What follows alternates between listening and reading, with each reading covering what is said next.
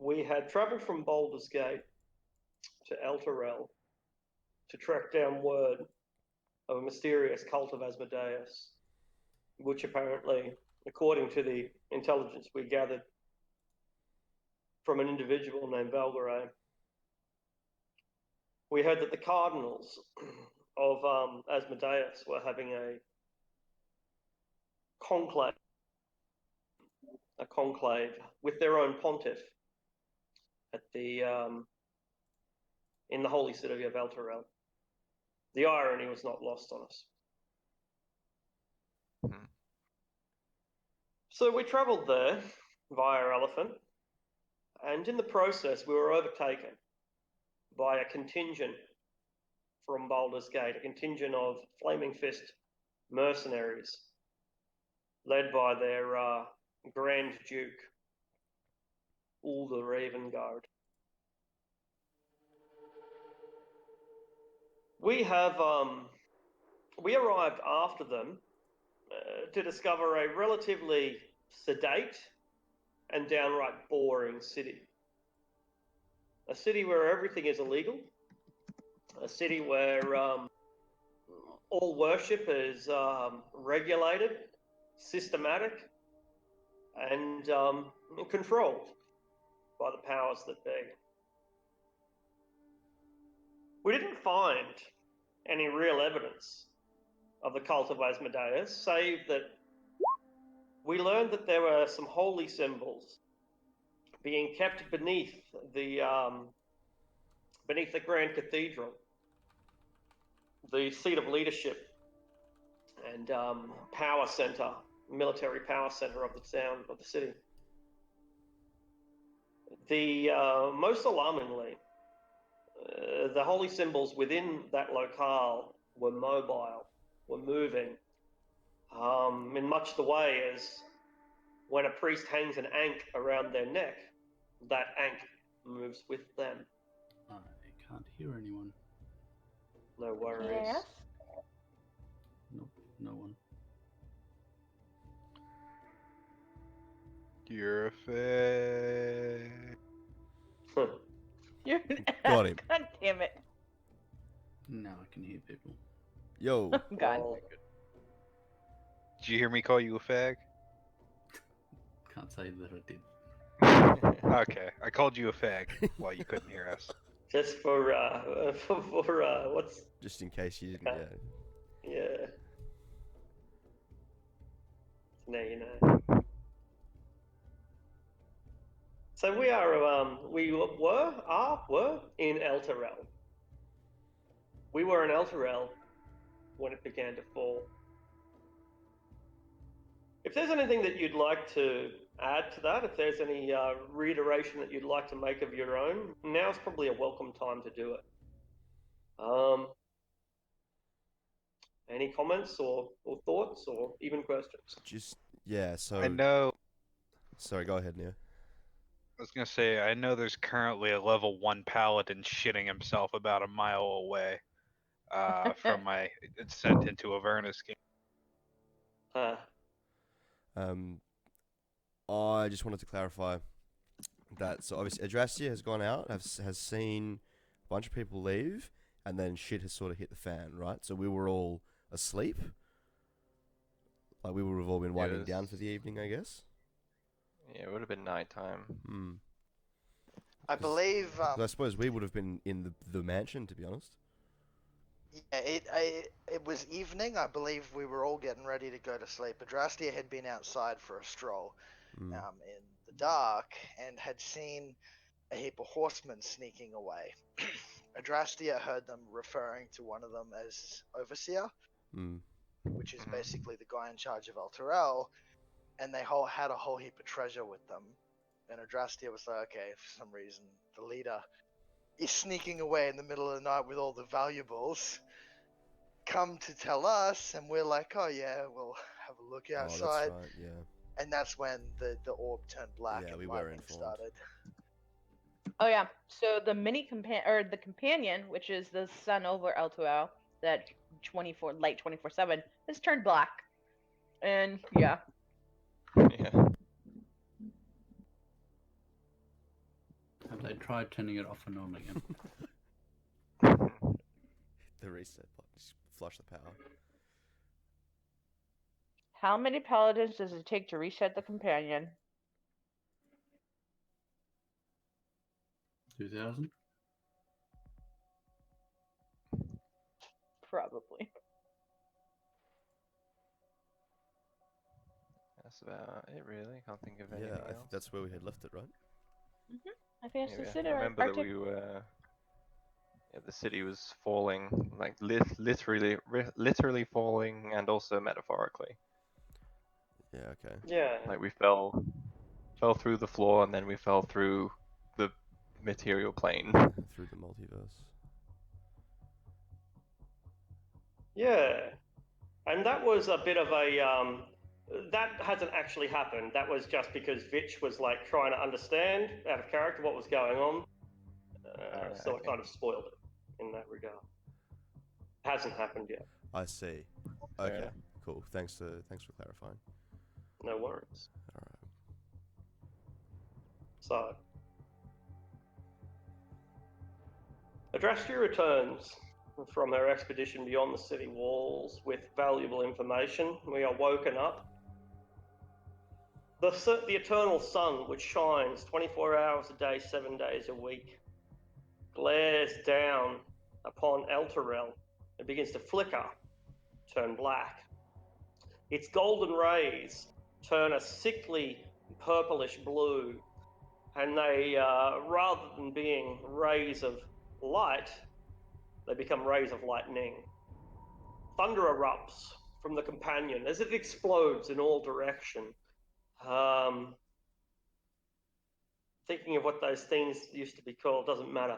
And plasma balls, I think. And there is lightning going in every single direction, including straight down to the city, smashing buildings, electrocuting people. And as if that wasn't terrible enough, the ground begins to shake. The earth begins to cave in, and the city sinks lower and lower and lower. Elturel sits on top of a hill. That hill goes from being convex to concave. Goes from being a nipple to an egg cup. And it keeps sinking and sinking and sinking, deeper and deeper. You watch the grass disappear. You watch the soil disappear. You watch the hard bedrock, granite and sandstone, pass you by as the city starts falling. What do you do? Oh god. Kiviak I guess activates I'm his flying helmet. Is this I guess see if normal? we. This doesn't seem normal. Yeah, I don't think anything about this is normal at all. I lower my Into the- goggles and like strap them to my head. The elephants, they will fall if we don't do something. Oh, it's not falling Sort yet. the elephants. Yeah, fuck the elephants right now. I don't think we have time for that. Well, what if we go into the mansion? It's a separate plane, right? So we'll be able to come out later when the city has stopped falling. That If depends it stops entirely on falling. what happens here, Drastir. It could also be incredibly dangerous in the mansion. We don't know what's happening. Lucius is gonna kind of head outside the front door of the tavern we're staying in and kind of go down on his knees, put a hand to the ground. Is it like a steady, same pace sinking? Make an insight check. Inside. Because yeah, it's sinking. The natural conclusion would be that the caverns under the city are collapsing. Oh, Yeah. because it's happened to cities before. That does seem like it is what's happening. It seems that perhaps there were limestone caverns or some other kind of thing, much like Undermountain beneath Waterdeep. If the magic that holds up Undermountain suddenly gave way, which it did during the spell plague, a great chunk of Waterdeep fell into the earth. And in fact, an entire nation, the Gold Dwarven Nation of Rindon, I think it's called, collapsed. The entire thing collapsed during the spell plague.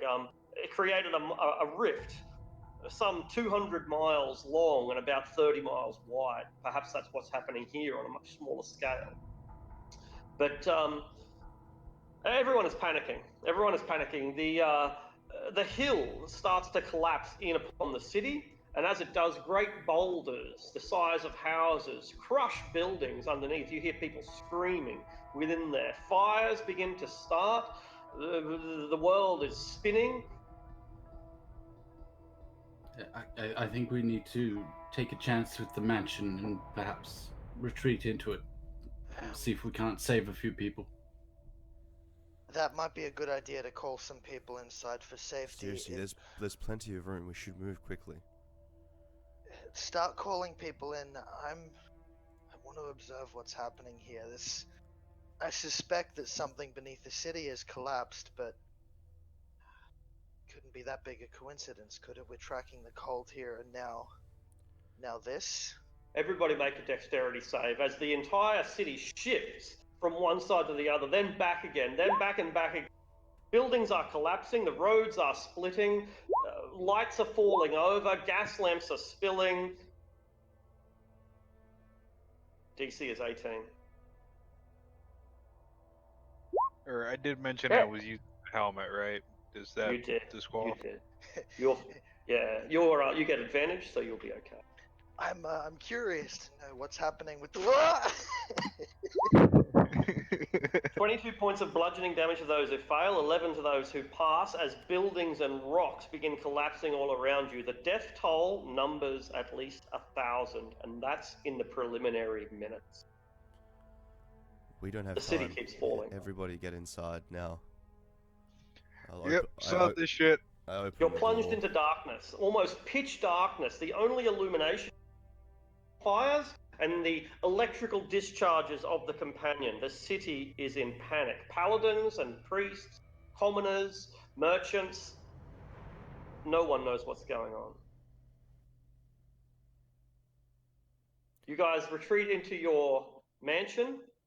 You are safe. The school collapses nearby.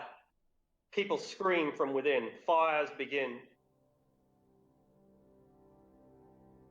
You watch as children are crushed under the weight of countless tons of brick and stone and wood.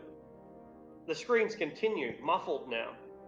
The paladins rush out into the street in spite of the dangers and attempt to lift blocks of stone they can't possibly lift. And you watch on from the safety of your mansion. That's about right, given this party.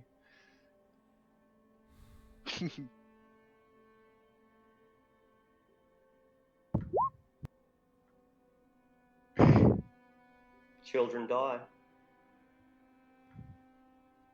Minutes pass. More children die. And we do nothing. Well, I know that I, as a character, would do nothing, but if anybody else wants to, go ahead. Nah, fuck Lucius this. wants We're to help these here people, because but- of me. I polymorph into a giant gorilla. Leaf. They can go from the mansion. Right behind you, boss. I'll follow.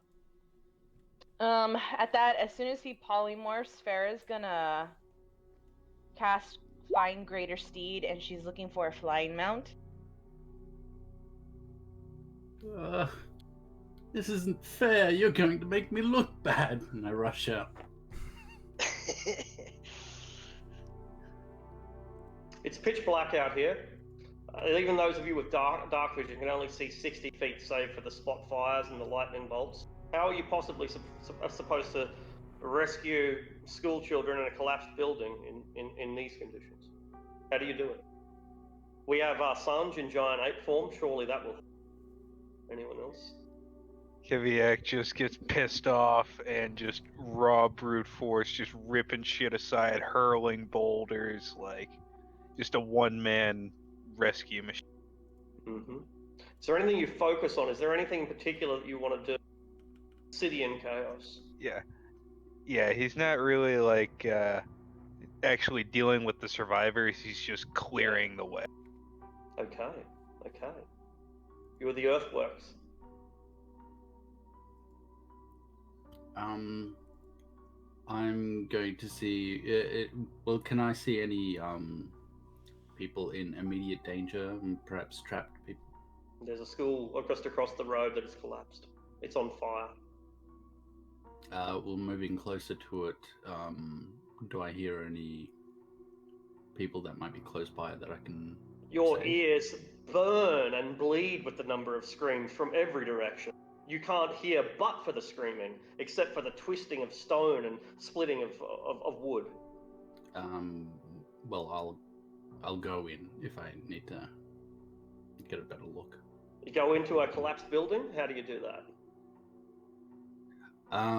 Well, I guess climbing on top of the rubble and then see if I can clear like a tunnel or something. Can I Some help Zevran? paladins join you. Excellent. With the Farrell will giant be ape helping strength. too. Okay, cool. So we have the giant ape, very useful. We have Keviak with his phenomenal strength and the ability to fly, also pretty useful. We've got paladins and priests loaning any sort of assistance that they can. What about you? I forget your new character's name. Farah. What about you, Farah? How are you contributing to this? She doesn't have magic spells to help numerous people, but she has her steed and she can fly herself. So basically, as a paladin, she's really strong. She's probably doing what Keviak does, not as crazy, and just off her steed can at least carry 3 people, maybe 4 if they're children, and putting them on them. How many people can the mansion fit? I will post the card for you now.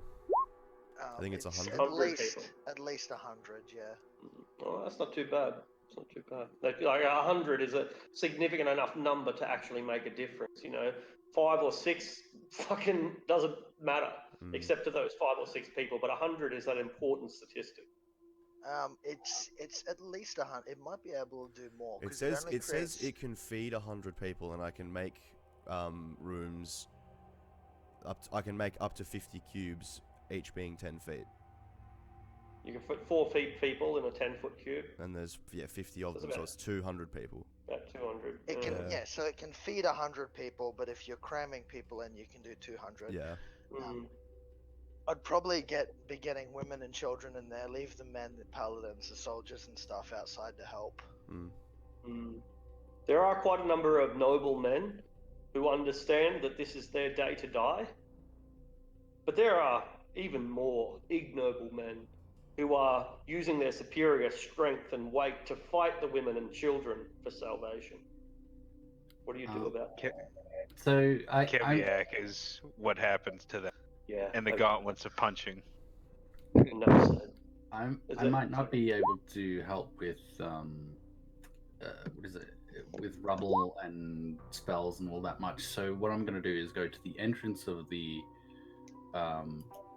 mansion, and I'm going to mirror image, and then I'm going to minor illusion safety here above the door, and just have my mirror images point into the door, like just try and coax people into it.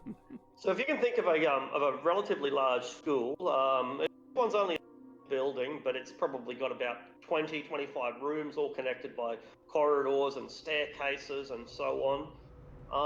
The whole thing is collapsed in. We've got the giant ape trying to hold up the door. You've got your little flashing light at the entrance, but through the twisted, smoke-filled corridors that are themselves collapsing, echoing with screams and cries of desperation,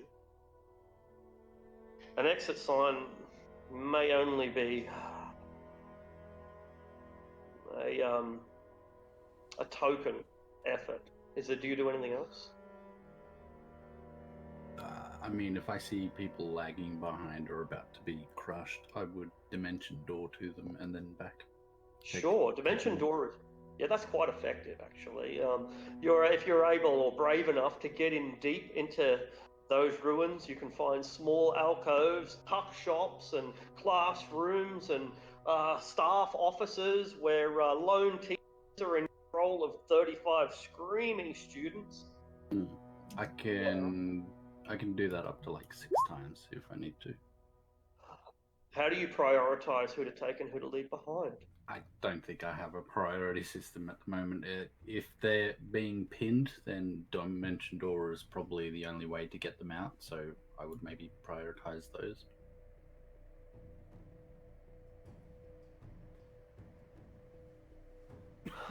It doesn't take long before you've reached capacity.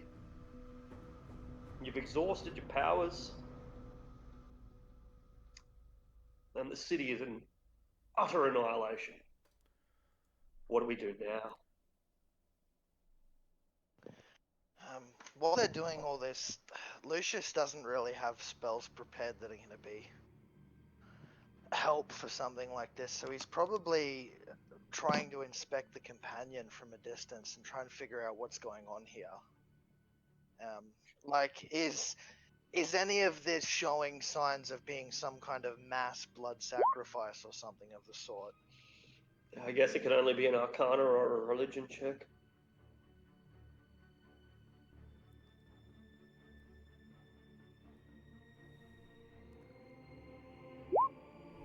Now, you haven't travelled the plains virtually at all, so that gives you a very limited window from which to draw your experiences. That said, Faerun is a particularly magical world, and Waterdeep is a particularly magical city.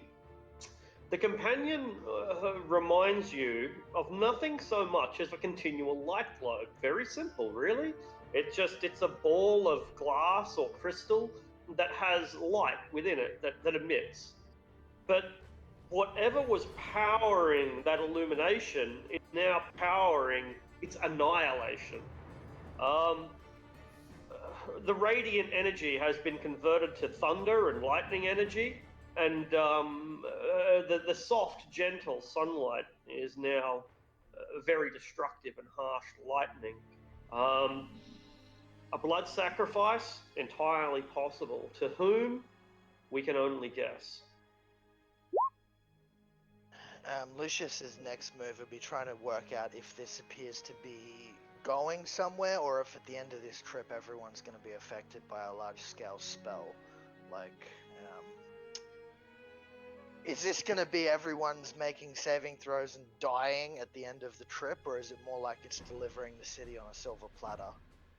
Ooh, that is a very difficult question. You have to. You've got a really good advantage on that. Still a 19.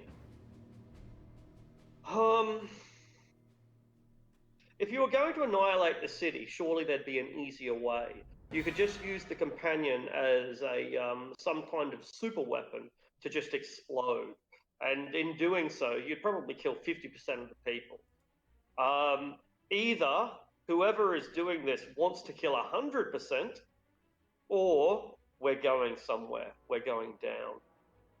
And as we say that, as you think that, the mountain, the hillside collapses in upon us. We are now completely underneath the earth, and yet the earth doesn't crush us. All of the destruction, all of the apocalyptic damage is caused by the buildings themselves, the bridges, the pathways, the griffin roof, the Pegasus roosts that this city is quite famous for. They topple and tumble like great towers collapsing under some terrible attack. But the ground itself does not close in upon us. Rather, it encloses us, like as if there is some tremendous force field that surrounds the entirety of the city. Much the way as fabled Tilverton suffered a century ago. An incredible force field, a wall of force, an irresistible glow that is now in the heart of the earth and still sinking. Oh, that's not good. So we are at capacity, is that right? We are at capacity, and the pace begins to increase. The pace begins to increase so fast that it starts to counteract gravity. People begin to float. And as the pace increases even quicker, Elturel begins to fall faster than the people. They start slowly slowly rising, and now they're falling, but they're not falling as fast as the city itself, and pretty soon they're going to be lost upward.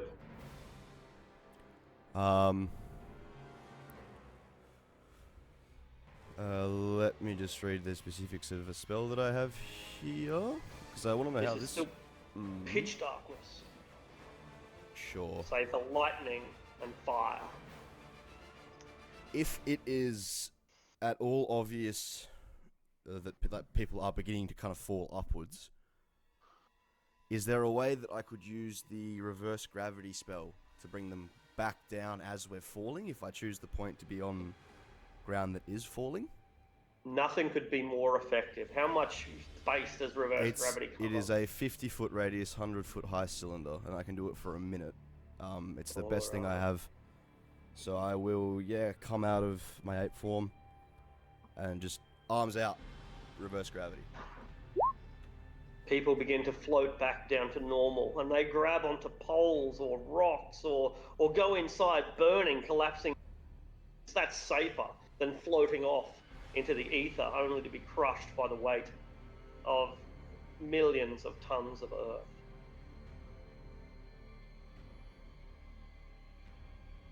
The defenders are here with you, priests and paladins, knights and guardians, and they are more confused than any of you. They don't know what's going on, and while a good number, maybe as many as a quarter, have their shit together and are doing what it takes to save people, the vast majority of them are in the same state of shock as everyone else.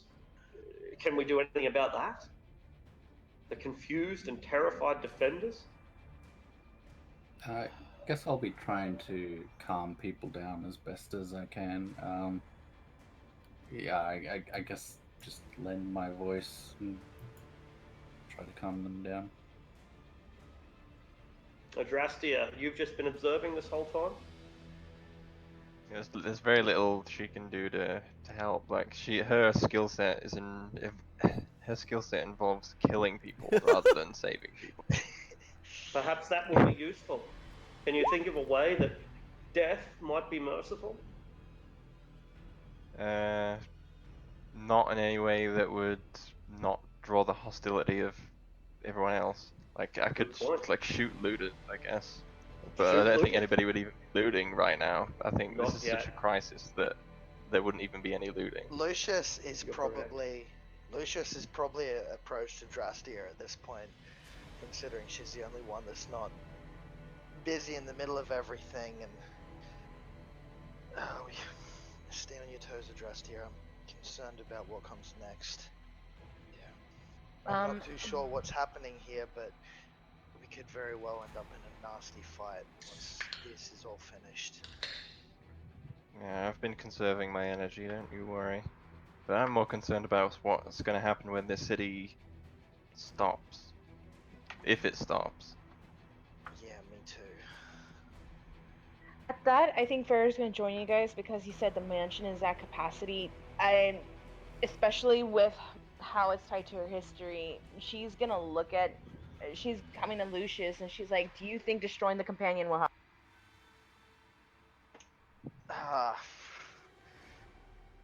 There's a possibility of it, but if the companion was destroyed, there's also a possibility that the city gets buried wherever we are now, which could be miles upon miles underground, or it could be a demiplane itself. Either way, most of the people in the city would be fated to die, I think, if that were the case. Dick, I have a question regarding my keen mind. I have like a sort of internal compass. I always know which way is north, right? But if I'm able to kind of like try and focus on that at all, am I still able to get a sense of direction? For now, yes. The city is spinning. Even as it falls, it spins, and so. But you're still able to maintain north. Woom, woom, woom. Yeah, you're still able to get some sense. So that tells you that not only is the city falling, but it twists like a corkscrew, like it's in the middle of a whirlwind that's picked it up. Yes, we're effectively a drill bit right now. Yes, I drew it. Great. Okay.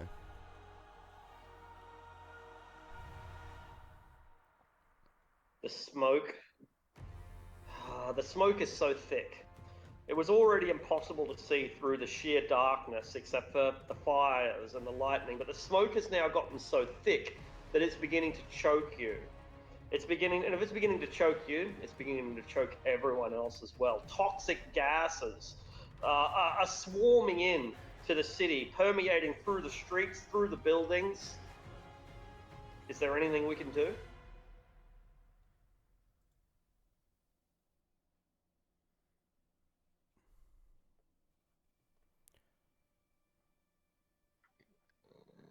Hold our breath, I suppose. I think we have Probably.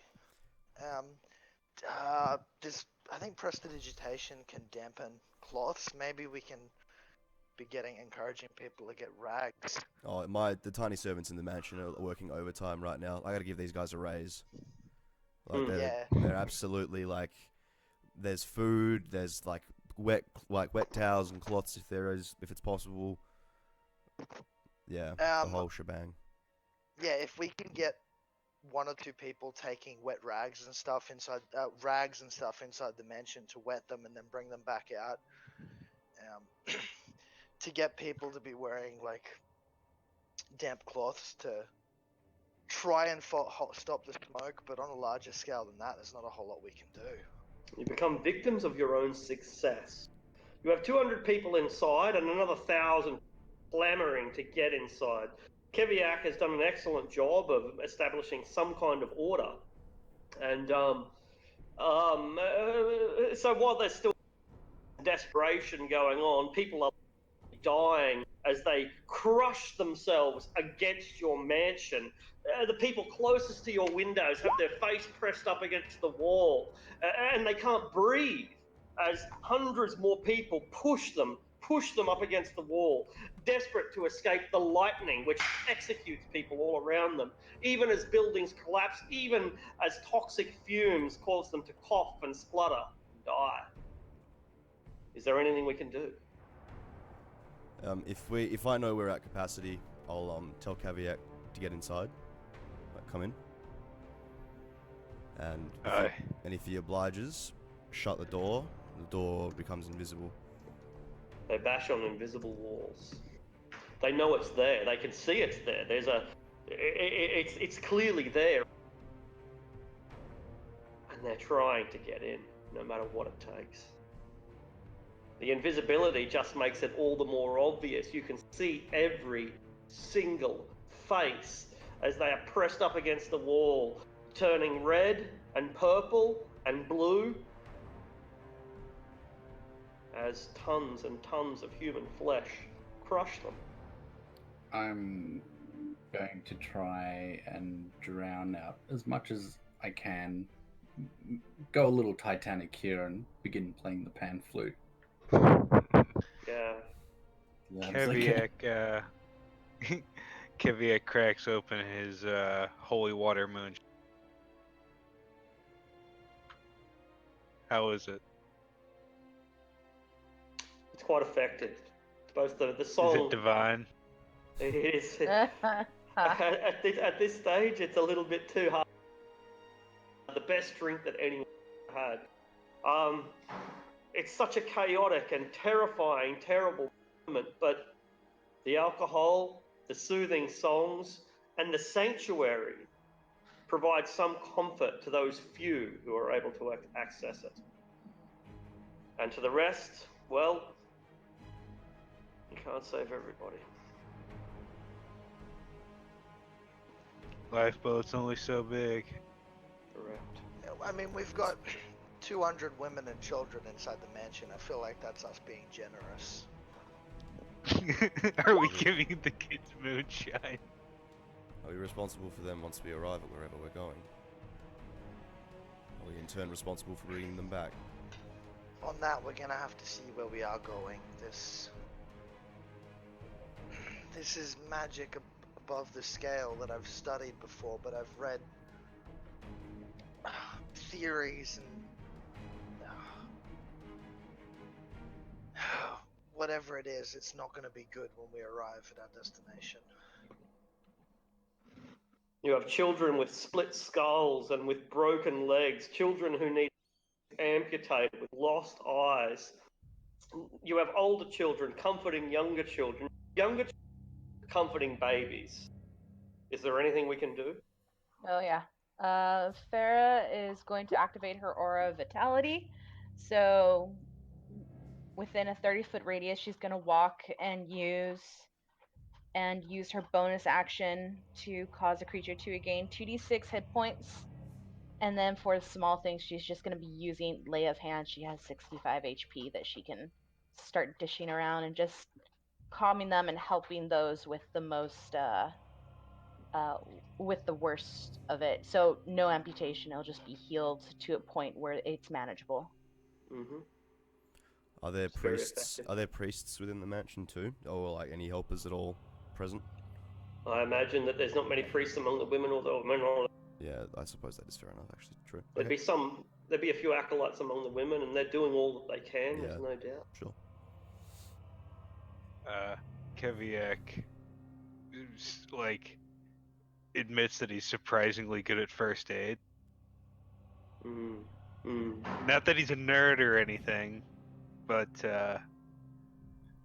yeah, he knows how to keep you from dying. Yeah.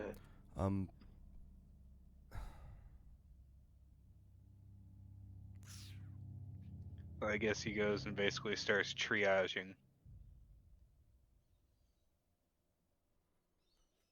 You are considered a figure of authority as a bearded man who is flying. You're practically a superhero, and your skill and your dedication, and indeed your strength, fills people with some level of hope and joy in such a horrific situation. I would like to follow behind Keviak, but instead of tending to wounded and so on, I am going to cast True Seeing and actually go through each room and check on people. Hey, how's it going? Is everything okay? But actually, in reality, I'm giving everybody the once over with True Seeing, making sure we haven't got anyone that shouldn't be here in our midst. You satisfy yourself that everyone is a humanoid. There are no werewolves or devils or even angels here. These are mostly common folk, but there are a few exceptions. Acolytes, for example, specialists, sages, nurses, but mostly housewives and school students. By now, the plummeting seems to have kind of become somewhat consistent. It does feel like it's constantly speeding up. The velocity just gains and gains and gains, but you kind of become used to it, and so does the rest of the city to some degree. The buildings are still collapsing, the fires are still burning, the lightning is still striking. And yet it's amazing just how quickly people adapt to this horrific situation, perhaps because the ones who didn't adapt have already died. If you were too terrified to move, you're dead. If you were too terrified to scream, no one found you. And so those people, the roughly 3/4 or half to 3/4 of the city that have survived, are dealing with it in any way that they can. A kind of normality starts to set in over the next hour or so. The city keeps spinning, the buildings keep falling, the lightning keeps flashing. But people sip at their water, they sit in the corner and talk quietly or sob. They adapt and they grieve. Is there anything we can do?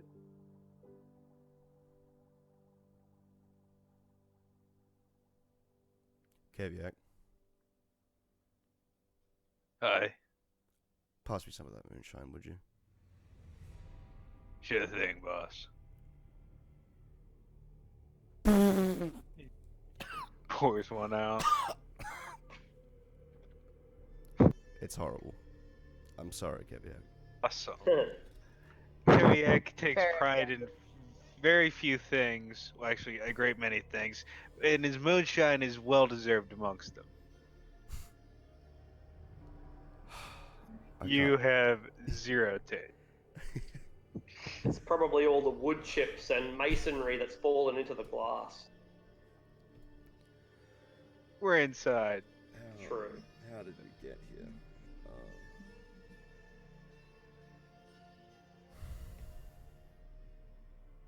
We're here and we're still alive. Well,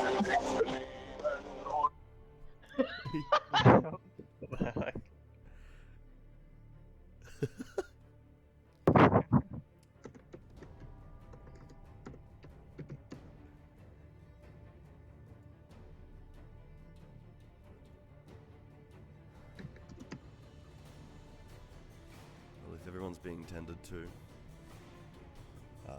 and there's no sign of this thing stopping anytime soon, and all is taken care of, I think I will just go up to a room if there is one available, and I take out my component pouch and take out all of my spell components and begin just like ordering them back into their respective pockets.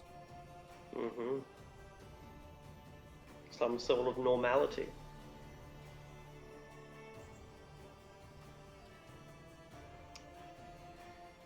You are not the only valiant heroes in El Terrell. No one would expect you to be. You are, after all, not native, well, save for one of you. There are other troops getting around. There are groups of paladins and priests. There are groups of Flaming Fist mercenaries who are really coming to the fore in spite of the ancient enmity that El Terrell and Baldur's Gate have had. And finally, there are other groups as well offering assistance. But these groups aren't bearing the flags of El Terrell or of Torm or of Tyr or of Baldur's Gate, but of Zariel, which our tiefling would recognize. Zariel was the Avernus queen. That's right, but we know her as the savior of El. Yeah, and so we know her. In what context are but these that was the flags story, right? being flown? Are they like the good angelic Zariel that we're aware of, or is it like the opposite? I guess we have no context for such things. Yeah, okay, sure. That's fair enough. So angelic in that regard. Great. So there are multiple groups of heroes, mercenaries and priests and auxiliaries who are all trying to catch up. By the way, Adrastia, I pretty much miss every single time. If you want to contribute, you really have to speak up and talk. That's right. They're pretty irrelevant, really. Sure. Okay. No worries. Just for a little bit of flavour on the side. No worries. I appreciate if you spoke the flavour instead of typed it, but it's up to you. Okay. I just didn't think it was important enough to really, take up any time with. Well, I'm telling you now, it is important enough. Fair enough. Good.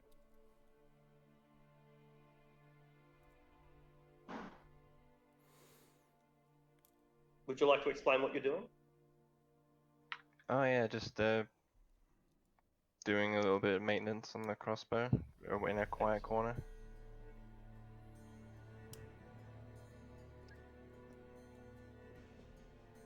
A group of Flaming Fist mercenaries have gathered at the front of your building, invisible as it is, swarming with people as it is, a sanctuary as it is. The Flaming Fist are clearly I guess, interrogating or inquiring, and they're clearly, I guess, interested, concerned, bewildered by the presence of your invisible building. These flaming fist warriors, mostly men, led by a tall, dark-skinned man who's probably pushing 60, bald, shaved head. They're trying to get what information they can from the people who just point at your invisible structure, and they look at it with concern. It looks like they're looking for the door, but I don't think they're going to be able to find it. Shall we speak with this flaming fist?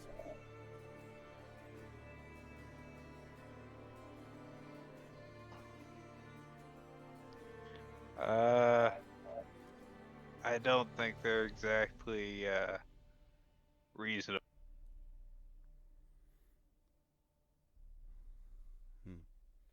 Yeah, Farah's very, very hesitant. Okay. I suspect they're just gonna demand to be let in. Mm-hmm. Sure. Then let us entertain ourselves watching them look for the door.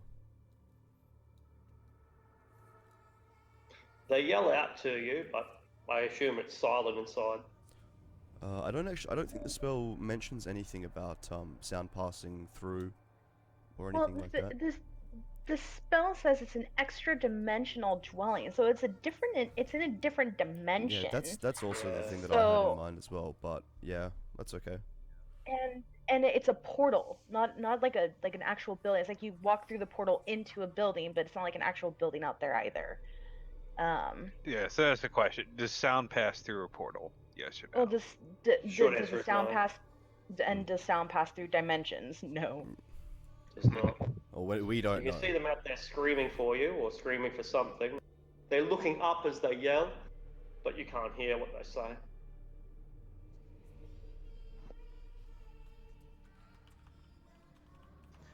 Sorry guys, can you hear me properly now? Mm-hmm. Yeah, man. Yeah. Oh, my fucking Telstra shit internet fucking died in the middle of the monologue there. It should be right now. Best internet in the country. Fucking best internet up here, and it's still fucking terrible. Paid for by your taxes. So it's the Flaming Fist trying to get in. They are. So there are three groups of heroes, rescuers wandering the city. It's not a particularly big city, and so periodically see these different groups. One group is the Flaming Fist. One group are the priests and paladins of Elturel, and one group appear to be an independent group of Zariel worshippers. They're not flying flags or wearing heraldry of Torm or of Tyr or of Lathander, but rather of the Archangel Zariel. Yeah. And right now, sorry, just one sec. Right now, trying to find a way in, but there is no way in.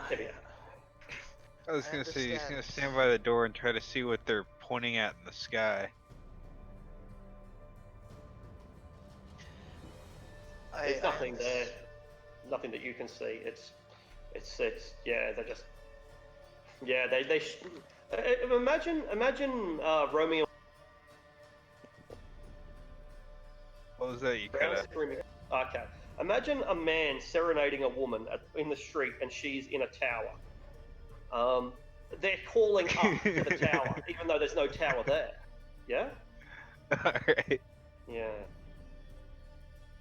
I understand that you guys might not trust these mercenaries, but they are a military force in this area, and I'm concerned about what happens next. If we just hole up in this mansion without speaking with them, there's a good chance we might just be waiting for our own deaths. Alright then, do you want to speak with them? Yeah, if they want to speak with us, I think we should. I don't mind doing so myself. And they can't force their way in, correct? Farah looks at Sanj, because that's what's her worry, that they just force themselves through and fill up the mansion. I meet your eyes and then kind of look towards Keviak and say, well, I certainly hope not. I believe the spell Okay. says that people can only enter with the permission of the owner. Yeah, it's anyway. creature. Mhm. Yeah, creatures I designate. Oh, okay.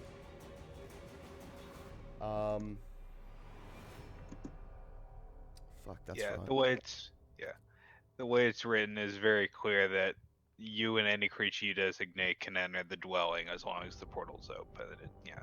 Yeah. So In that anything else cannot enter. in that case, I'll get Sanj to let me out, and I'll go outside to speak with them. Farrah will follow. Yeah. Kiviak will go out first just in case. I'll stay inside. Alright. Just getting a picture of Raven Guard.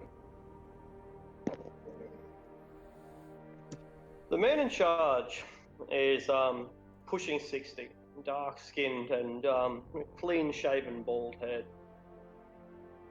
When you appear, people immediately try to push past you to get into their door, but the Flaming Fist grab them and haul them back, creating a pathway for Lucius and whoever accompanies him to go outside and speak. But they're still kind of crushing in, although it's not the same desperate fury as before. It's less opportunistic, less violent, more resigned. And so when the Flaming Fist grab them and toss them to one side as gently as they can without breaking bones, the people quickly back down and give you the space you need to breathe. Yeah. So Lucius is immediately going to look at this guy. We can tell he seems to be the one that's in charge.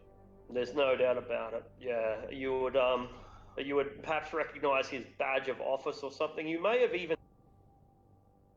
Oh, I'm not sure if you have. I can't remember.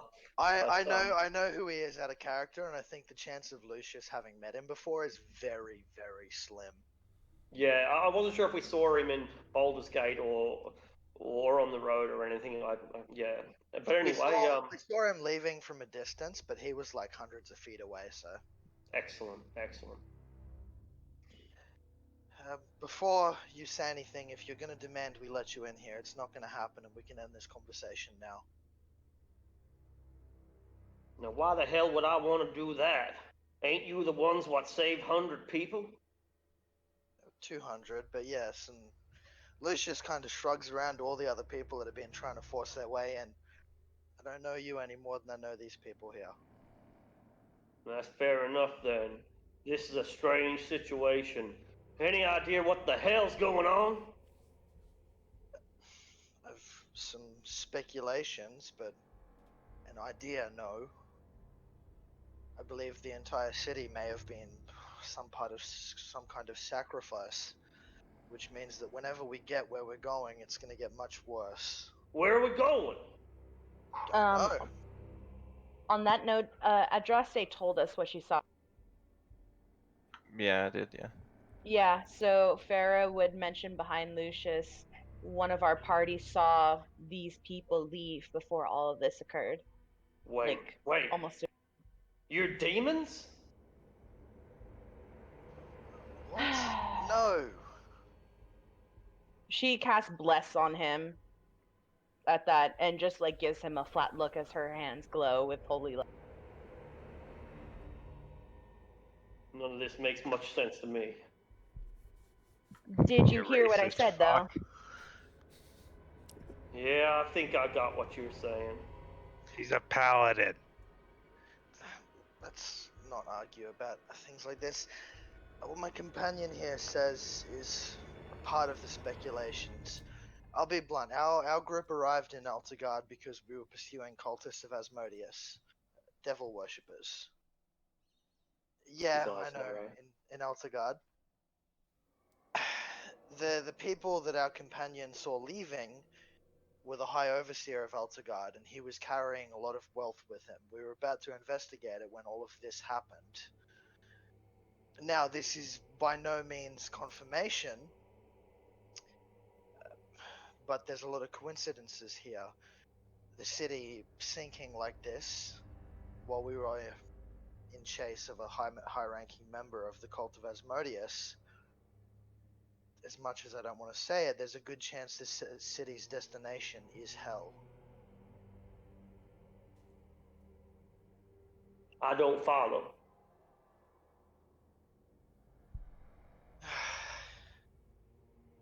I believe that the people we were pursuing may be responsible for all of this, which means that when this city stops sinking, we are all going to be damned in hell. He slowly nods. And the nod goes from a soft nod to a deep one. The understanding seems to settle over him. Right. Well, I understand you've been looking after the weak. Women and children, mainly. We're gonna concern ourselves with looking after the strong. I think the strong can look after themselves. You gotta be pretty strong to survive a fallen building. Tell you what, you're all doing a great job here. I can tell that. Saved as many people as we've saved, from what I can tell, even if you did go for the weaklings. Well, you just keep doing what you're doing. I ain't gonna interfere. But I want you to know that you ain't gonna set yourselves up as some kind of figure of authority. You ain't trying to do that now, are y'all? Lucius is gonna roll his eyes, look at the other two like, sick of this conversation already. I don't like speaking low intelligence. Farrah just says no, flatly to him. This health-bound place gonna need some leadership. Now, I don't like El Terrell, but I know what my responsibilities are. And I can tell you know what yours are too, so I won't take up any more of your precious time, and we're gonna keep scouting these streets, looking for survivors. Good day to y'all. Just gonna roll my eyes at that and let's get back in the mansion to talk with everyone else. Alright, quick. How'd it go? You return to the mansion. You're back inside. He's organizing a fucking power play in the middle of this. At a time like this. It's basically the whole, oh, you're not trying to set yourselves up to be the leaders of this crisis, are you? For fuck's sake. Well, you can't blame him. The man clearly has ambition. Told him there was a good chance we got dragged into hell too. Right? Lucius is the one.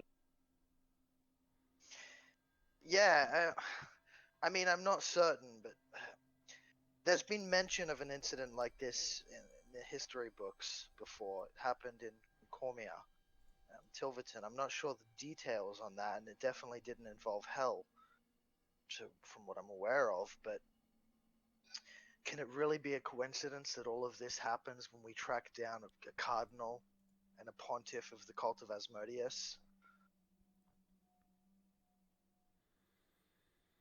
I would say if it's not one big coincidence, there's a good chance that we are heading to hell. Which, ironically enough, suits us, as it's been our intention for a while, but traveling with a city full of innocent people is definitely not what I had in mind. No, nor I. Hence, I was eager to help. I feel as though, I mean, if that is true, it's I feel better about helping. Yeah, of course, because we're now on the way to hopefully retrieve my parents and the Duchess, and then maybe even your elders, Farah. Fortuitous yet terrifying. Great. And Sanch sits down, kind of like scratches his nose. It'll be okay, she says as she puts her hand on his shoulder.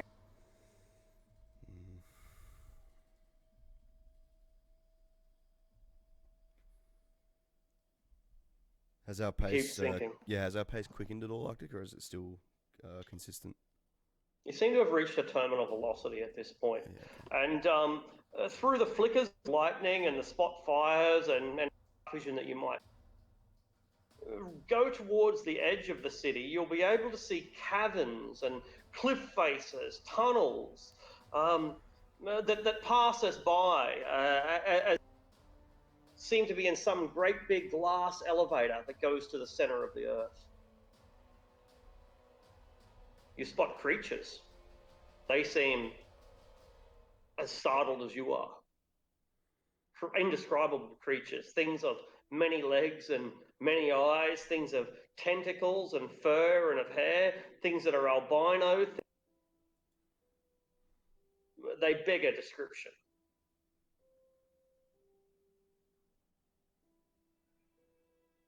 And then you see them leap, jump, What? and they seem to be entering the city from the sides.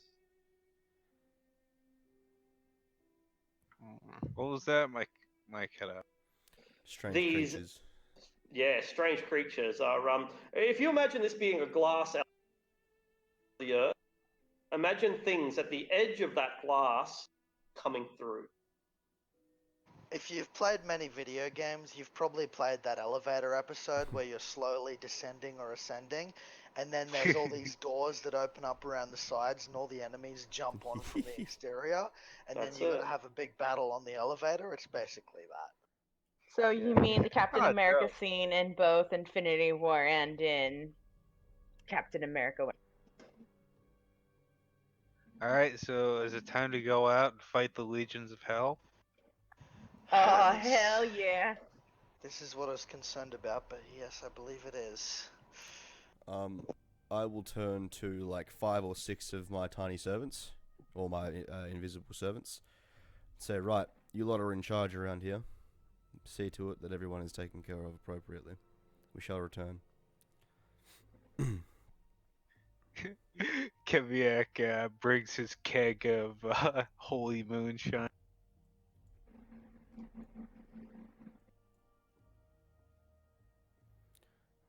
All right.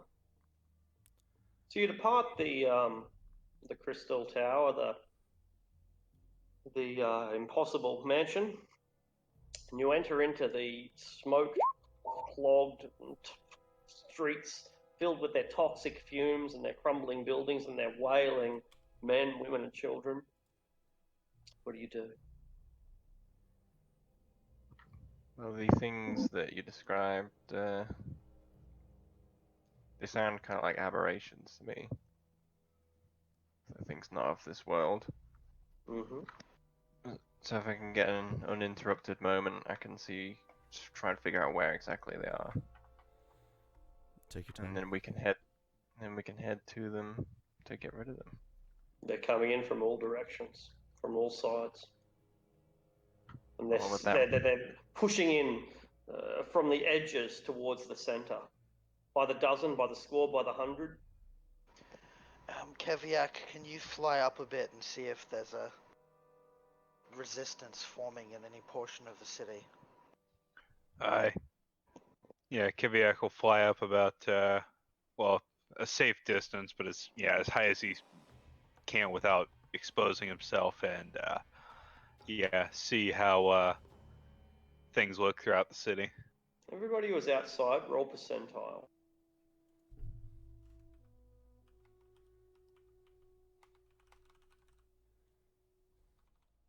Christ. Hmm. We got this caviar. Lightning strikes all around you, killing people in the streets where they stand. But for now, the companion does not target you. Perception check from Keviak, due to his vantage point, as he looks over the burning city filled with smoke and rubble. Keviak, these horrors that you see are spiders. Virtually all of them appear to be some kind of spider. Vaguely humanoid. I may be able to share a picture or two in Discord. Horrendous creatures, absolutely horrendous, but clearly of an arachnid nature.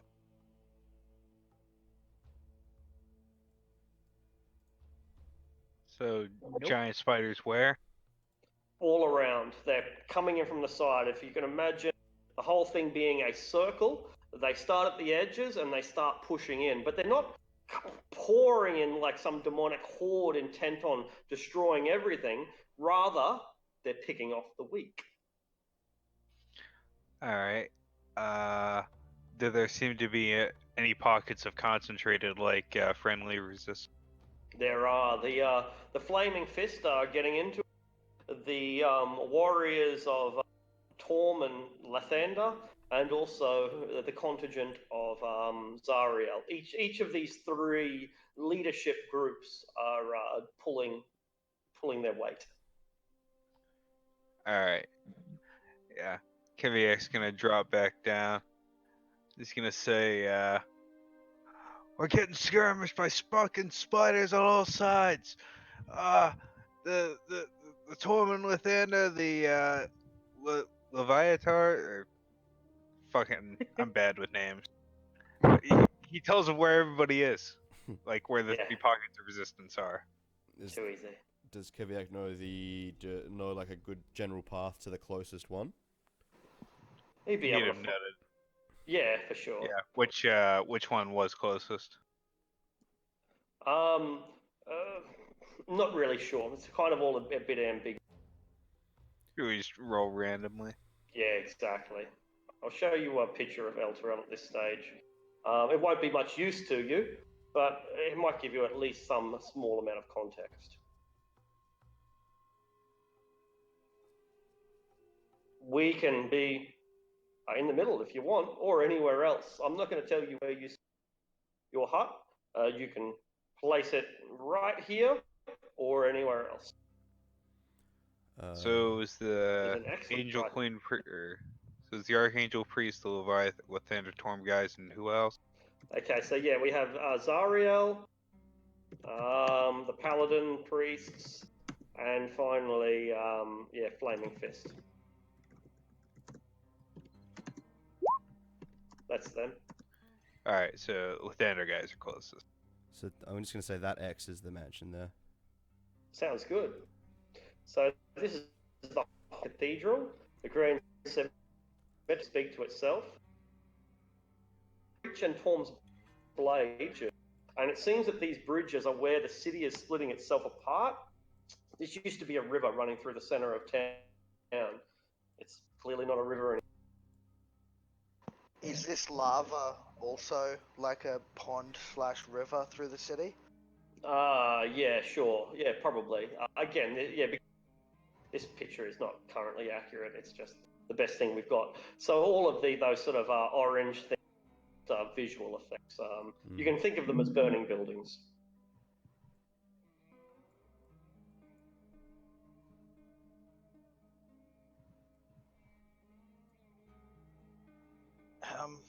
I'm more inclined to trust the Lathander and Torm Paladins than the Flaming Fists here. Right, then let's go and help them.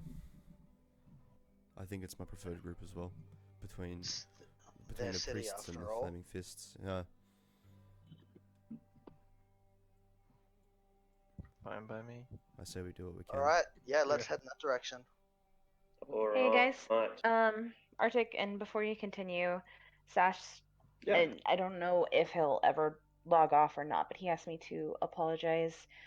He's received some pretty bad news today, and he's dealing with family at the moment, so we shouldn't just he's in chat right now, but he basically won't be playing at all the rest of tonight. Okay. No worries. To the vendor.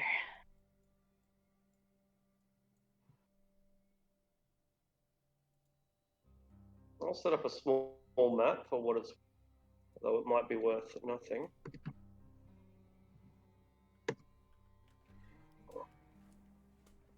Are the Paladins gathering in the direction of the High Hall? At this stage, yes and no. They've clearly chosen it as their bastion, but they're very active. They're paladins after all, right? and so it would be against their tenant to not do something. All right. All right, it's going to take me.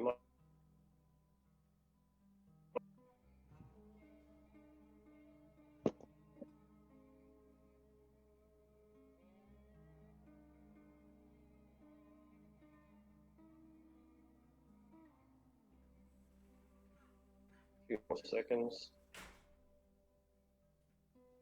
Okay.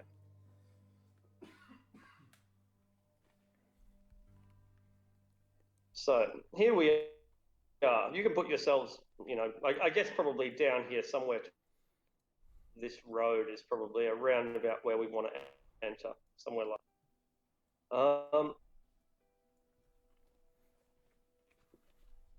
Now, there are burning buildings. There is falling. The lightning flashes constantly and is a very real danger.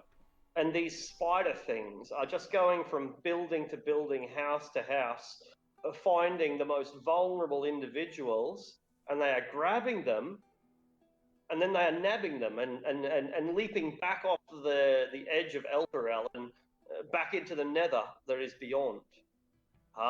Do we even bother stopping them? If we see the ones that have actually got people, I think we should. Yeah. Mm-hmm. Can you drop me a token, by the way? Sure thing.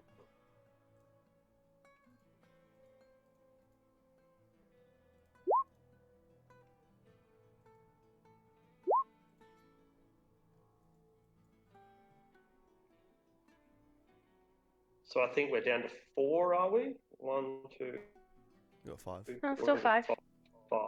Okay.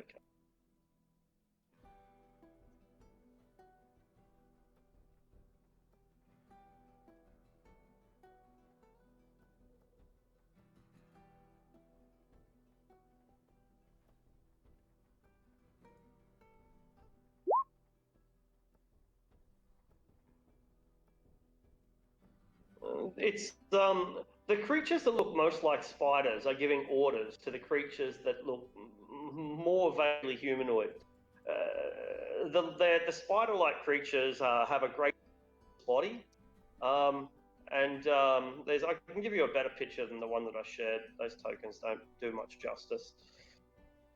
While the humanoids have multiple arms, making them almost but not quite as alien as their leaders.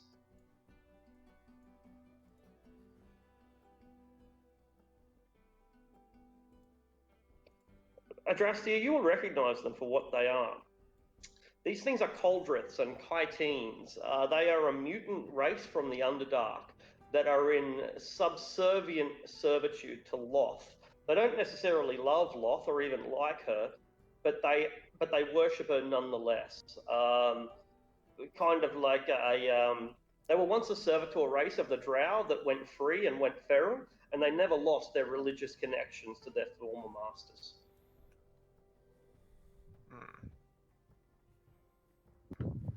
I'll mention that to the rest of the party, and then say, surprised to see these things here now of all times. Well, we are going underground. Opportunistic creatures, perhaps. Yeah. Terrible, ugly things. Let's destroy them now. Alright. Keviak, what do you do? I'm always down to kill a dark elf. Don't matter what, don't care what kind. Hi. He says that aloud and looks at Adrastia. Narrow my eyes at you, just like, you might get a bolt in the back of the head, Watch yourself. You stop stealing my fucking kills. I haven't forgotten that Harbor Master. Is that what this is about? Like, maybe. I think I've stolen your kill on 3 separate occasions now. I know, like you stole my kill when I was fighting my clone, like. And the fact that you're counting tells me you enjoy doing it.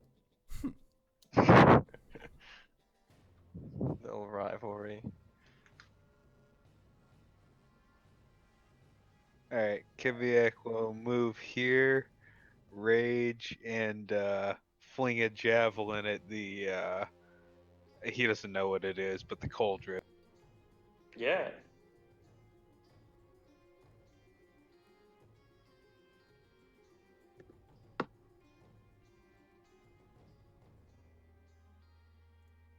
What'd you get?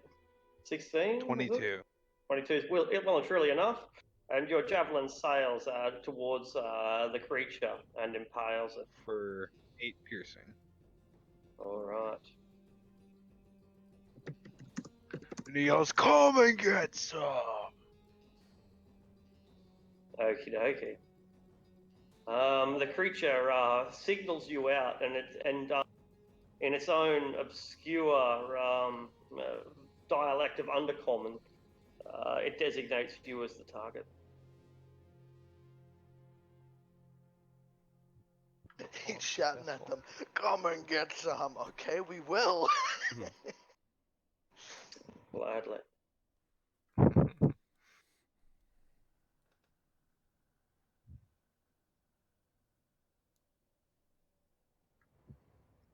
15 feet. 30 feet. It's not brilliant. Is this part of the wall collapsed, or is it still there? Yeah, it's partly collapsed. Alright, as long as I have line of sight, any cover they would normally get is pretty irrelevant. That means I should be able to hit all of them apart from that one. Excellent. And if I have knowledge of these creatures, I'd probably know that the ugliest one is the one in charge, so that's the one that I'll target.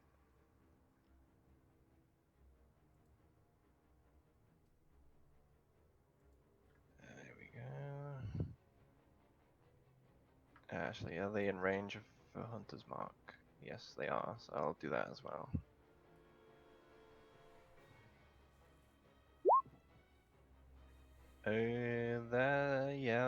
That's right. Yeah, straight roll, because we're not in darkness or anything, unless we are. No, well, I mean pitch darkness, yeah, but there's illumination for us. So straight roll then. Yeah. Next, 14. Does that hit? 14 on the chitin or The big one. the leader. It does not. She appears to be defended by some kind of spell which blocks your attack. Alright. Not rolling very well. Let's go for another. What about 19? A 19 will barely break through her. For 23 piercing. She now is quite horrified, as it seems like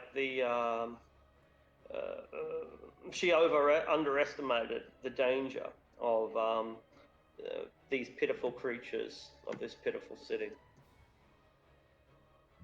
Alright. I think I have one more. Yeah, because it's the first turn. It's been a while. 20. Alright, a 20 will also hit. For 31. Okay. It seems to be a near. Her ichor is leaking out of her abdomen, and she seems to go into, but orders her foot soldiers ahead nonetheless.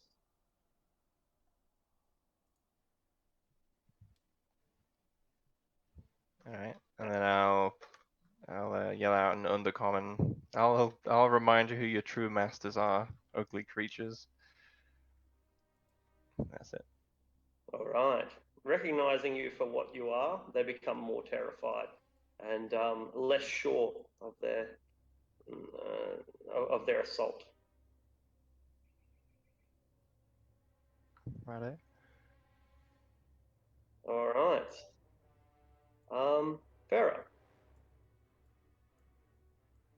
Yep, she is going to get into the fray and activate her boots of flying that Keviat gave her. She is going to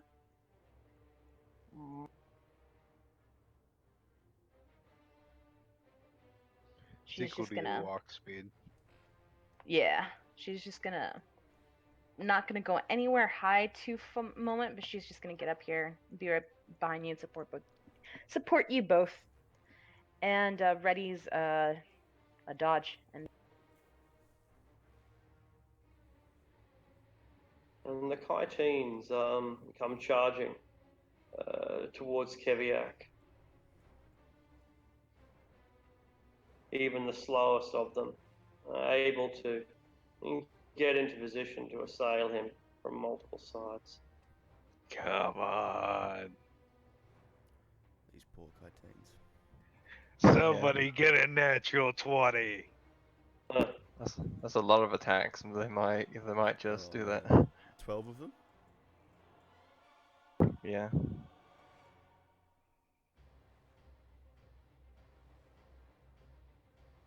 Oh, There it is. Is that one hit? I think that is one Yep. hit. I feel sympathy for you, Arctic. I really do. ha, 3 damage. Sanj. That's ridiculous.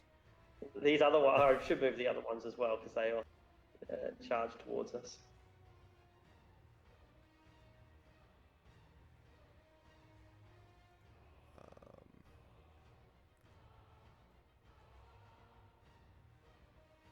Okay, I think I will begin with... Let me see. Forgive me. I am going to go and pull out a jar of the molasses, I think.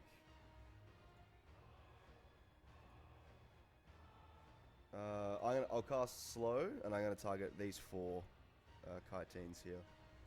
Alright. I believe it is a wisdom saving throw. DC is 19. Not a chance. Cool. I love that spell. That's my action. That is my turn.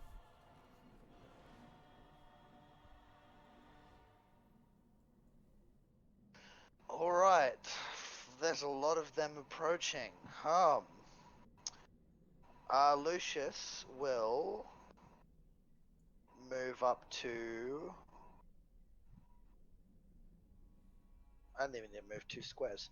I will use my action to pump a 5th level spell slot into that belt that I crafted to animate the little mithril ravens. So 10 of them will fly out, and 5 for each of these 2 guys here. I'll use my bonus action to command them to fly over and attack.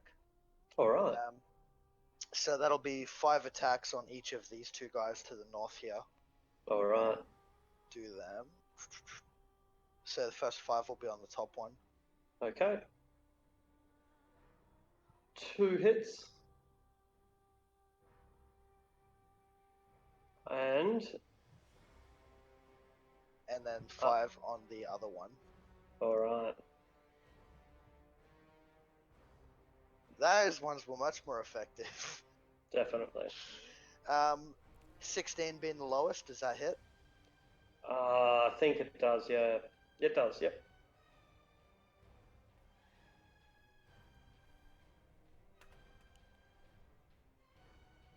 And it's annihilated. The ravens just tear it to shreds. Yeah, so I'm just quickly changing one of the other minion sheets into flying daggers so I can put them down on the map on my next turn. Alright. The nearest Coldrith, the injured one, cast Bane on Keviak. Whereas Bane targets 3, doesn't it? Up to 3. So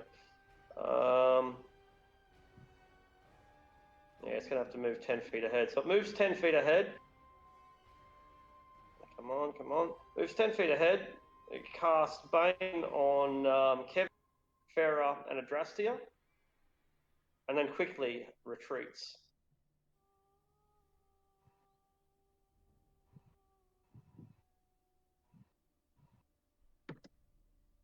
it a aberration, or is this some other type of creature? I think it's a 'Cause monstrosity. If it's aberration, that's By monstrosity. the right? way, I Oh, think yeah, I do have advantage on that then. Keviak Right. and Adrastia, you do have +5 bonus to all saving throws. Right. Dope.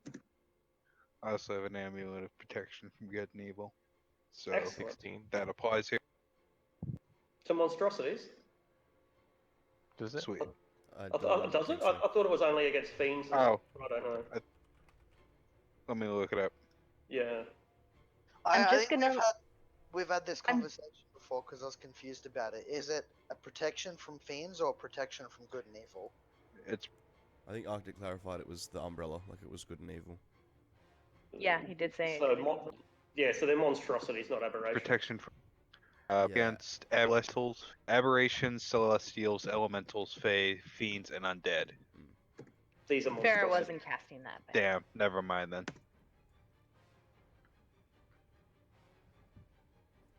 Yeah, monstrosity seems to be It's the not the only spell you cast, but real, he's got an amulet that gives him the effect. Damn. Yeah. Yeah. Alright. The other Coldriths also move forward. But they do so quite cautiously. Having none of the suicidal tendencies of their minions. What was the DC on that save?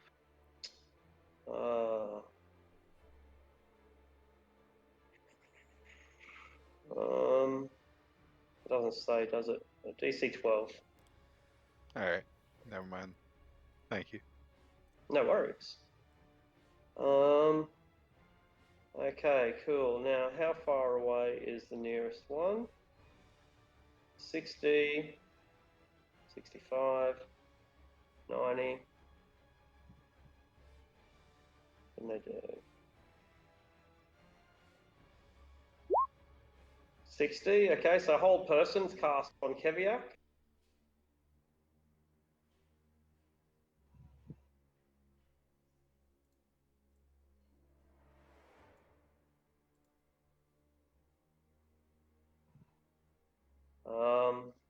And the other DC two 12 hold their again? actions.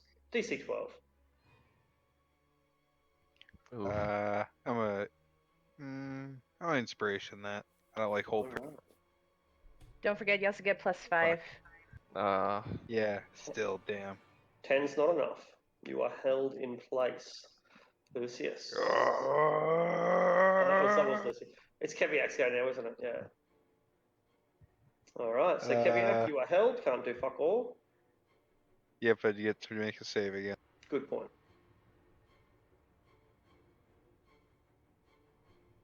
Whoops. 10, 15 though, it spell ends. Alright, Adrastia. Alright. Let's see if I can finish off the one that ducked behind cover. Actually, I'll I'm still move. banned. I have to subtract a D4. Let me do. Oh, good call. Yeah, D4, yeah. Yeah, that's a good point. Yeah. Still a 14, so I still save. All good.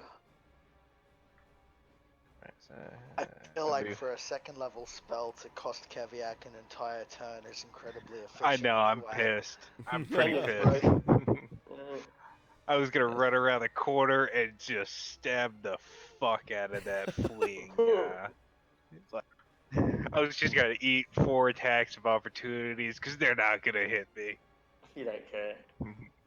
Yeah, just Don't care literally if they do hit shrugging you. off these things like they're not here. Yeah. Oh no, 4 daggers, no.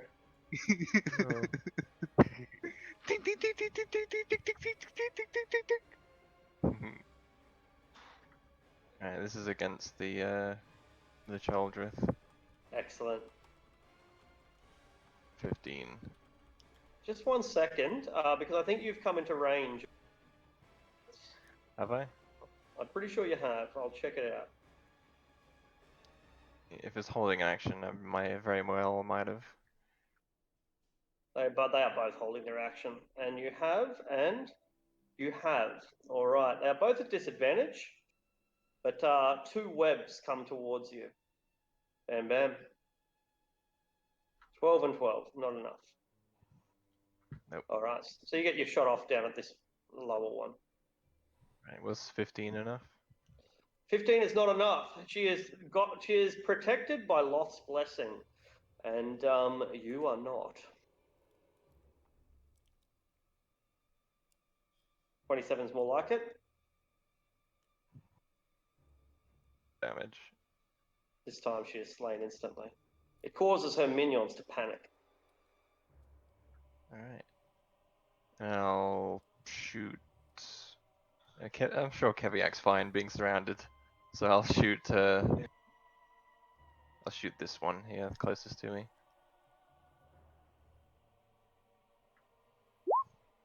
15 Excellent. for 21 damage on the one that Lucius damaged with his ravens. Okie dokie. He is slain instantly as well. And then I'll move 15 feet back, and that'll be the end.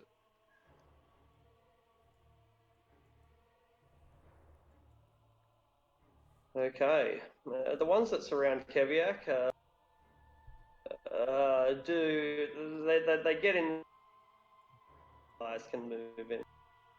I'm pretty sure that you're only. Wait, that'll do. how come Farah didn't get a chance to? I probably skipped your turn. You'll go. Excellent. She'll put herself between Adraste and these things, and she will. She's gonna attack with this one right here. All right. And let's see. Her main hand is this. So 2 attacks.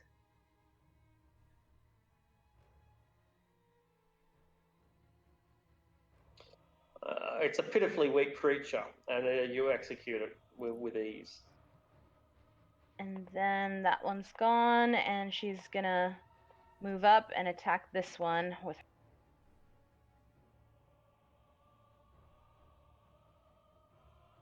Not so sure if I have that damage going right. And her offer is a rapier. Precision strike, but not a lethal one.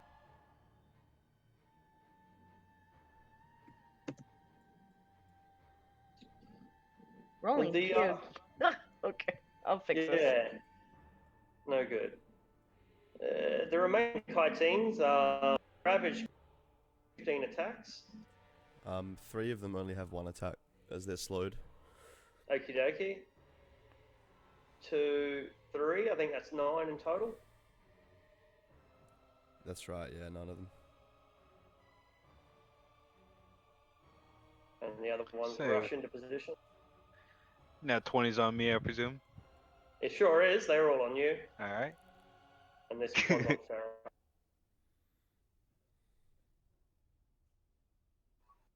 Come on, roll 20, there we go. 1, 2, 3 into Farah.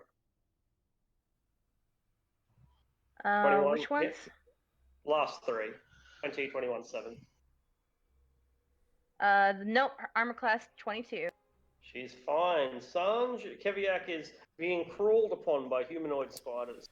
Yeah, I can see that. I think the slow is ineffectual. He's covered in them. So I'll put the vial of molasses away, and I instead pull out the licorice root, start chewing on that. I'll cast haste on Keviak. All right. Ah, my man. That ought to do the trick, and I will move back 10 feet, make it 15 right there, and end my turn. Lucius, the spiders are climbing all over Keviak, and now they're closing in on Farah as well. I will use my bonus action to send the animated ravens. I shall send these 5 onto the one at the north here. Cool. And these 5 will be on the one here. All right. We'll roll them.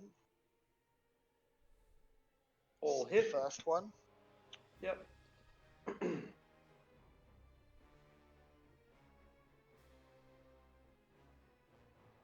never had a chance.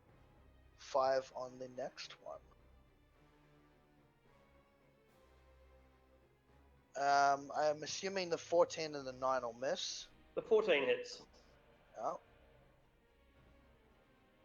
Those ravens are very efficient against these guys. They really are.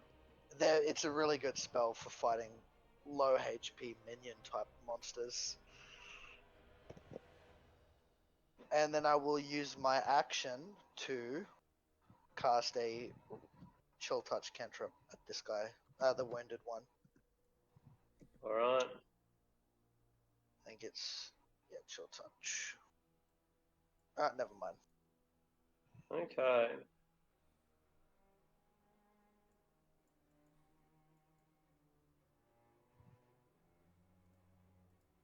They skitter across to try to get, try to see if they can maintain cover while also getting their attacks in. Adrastia, you are again targeted by webs. 20 doesn't hit, does it? That one does hit. It does hit, alright, so you have been webbed and restrained. Keviak, let's see, I think you'll probably, yep, you are. Make a wisdom save as they attempt to hold you again. Fuck this bullshit. Which one is casting the spell? Yeah, the, Is it this guy here at the back? yeah. Okay, cool. The one.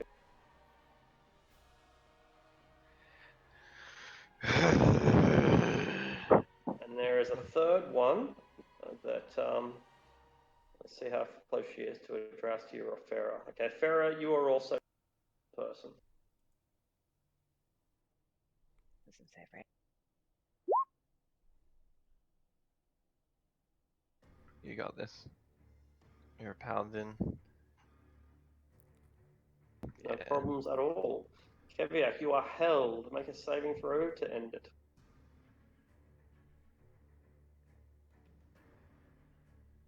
Alright, your rage, your anger breaks through. Adrastia, poor Keviak's just been sitting there. Even as he sped up, he just stays in position.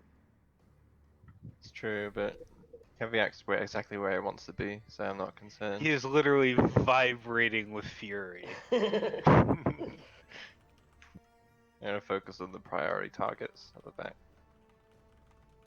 And I will move up a little bit and try to focus on the one furthest away. Or they have half cover as they kind of, try to get as much. It's alright, I have sharpshooter. You're no worries. It gets past. Right, so I'll put Hunter's Mark on that furthest one. And I'll start shooting it. With a 21. That's going to be enough. 23 damage. Alright, she screeches and is surprised by the fury of you. And 26 damage. Ooh. And again, leaving her grievously injured and looking for escape. Alright. I guess I'll move back just a little bit. And then that'll be it. Farah, your companion has frozen in place, and every time he melts, he freezes.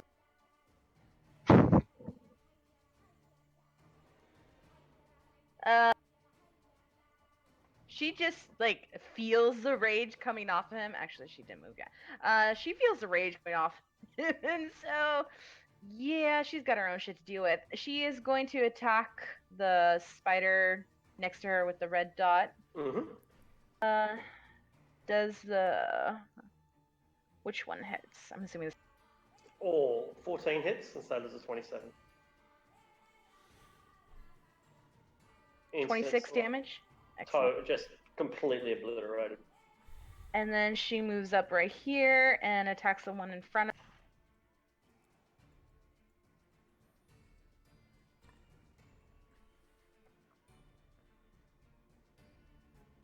Not enough. Close, but no cigar. Damn. And ends her turn. So they get free saving throws to get rid of slow, right? Slow is no longer active because I've cast haste. Excellent. So 15 attacks into Keviak, all at advantage.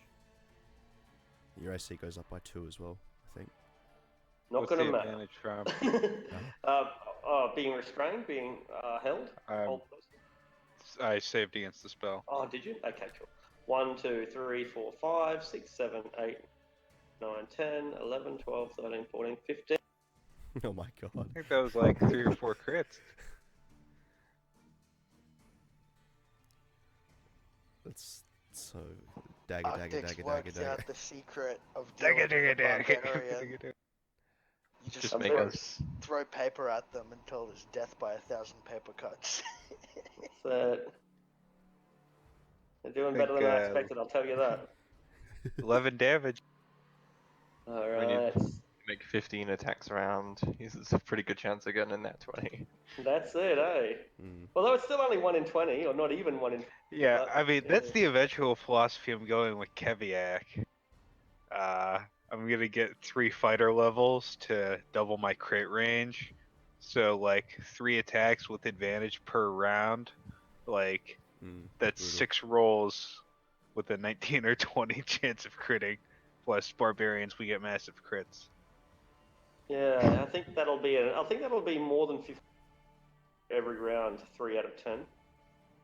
I'm not very good with stats. Yeah. Though. 10% chance every round, doubled. Yeah. So, 10% chance rolls per attack, 3 attacks per. Yeah, seems like it'd be more than 50%, maybe only 40, but it'd be about that number.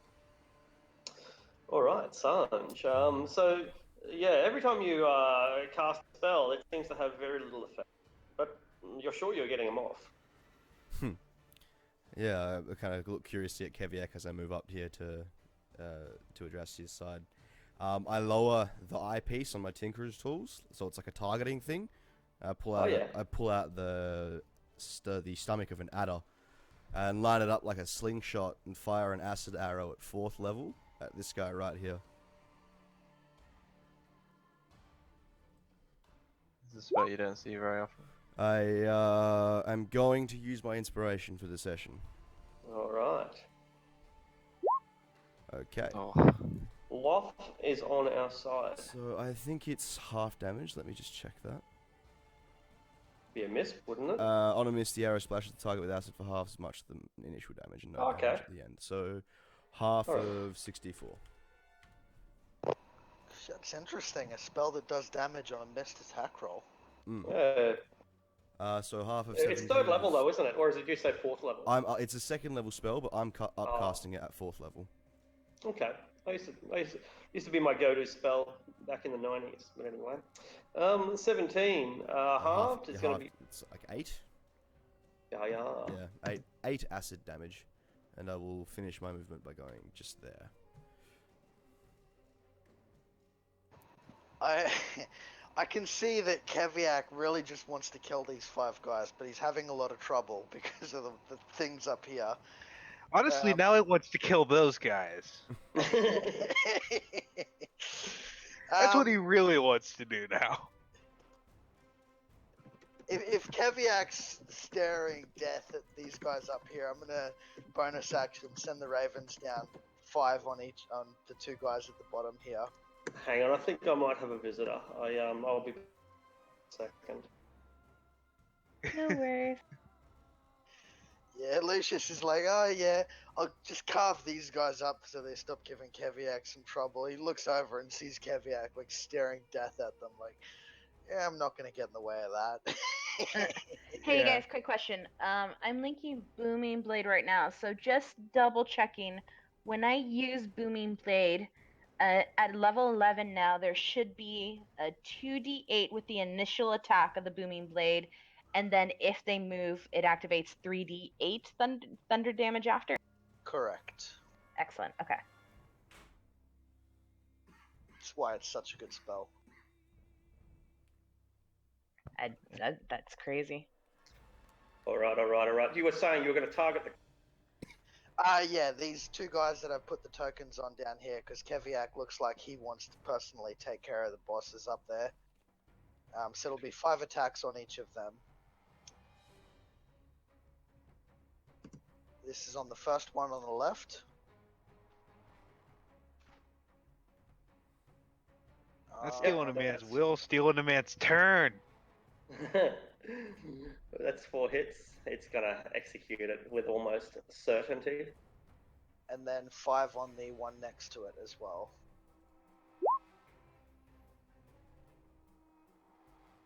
Does a 14 hit? It does. Execution. Alright. And then I'll use, because that's only a bonus action, I will chill touch the one on the bottom here as well. It's such a great spell. 5th level spell, but it's just so great. And that's on him. Alright, and it's enough to rot him to his core. Alright. Right, so before these guys take their go, I just realized that my previous turn I was actually webbed and restrained, so I couldn't have made those attack rolls. Well, I mean I could have, but I couldn't have moved like I did, so... Good call. I'm gonna act like I'm restrained from this point on. That's a good idea, actually. That's good. So you can get your free saving round, and we'll move on. All right. Look, they've still got hold persons left, and they're working.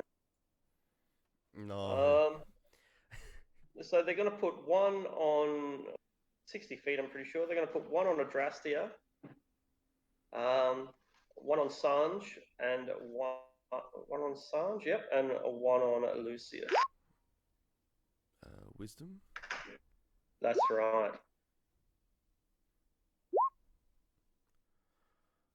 I will check that it is 60. I thought it was 60. I believe whole person's 60 feet. Yeah, it is. Fool, my mind is iron.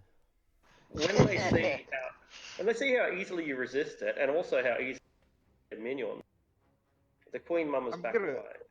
I'm gonna personally thank you, by the way, for not just whole personing me 3 times. They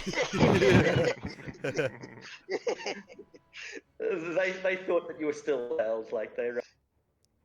Well, now they know why they should always hold person you, because the 3 of us over here, we have just Iron Fortress minds.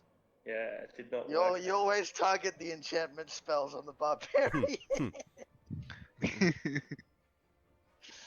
Alright, yeah, so with 60 feet, or actually 70 feet of hasted movement,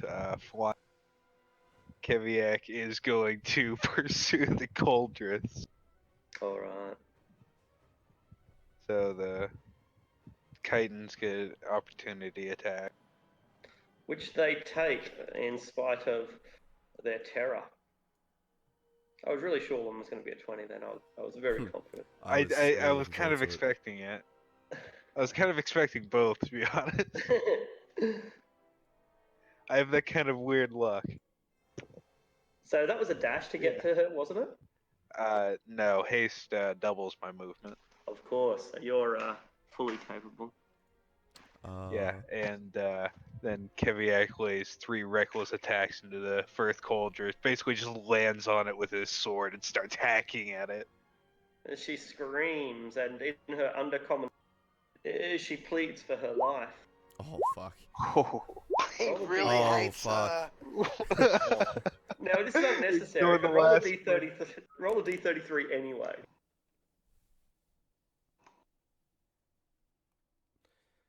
Oh my goodness.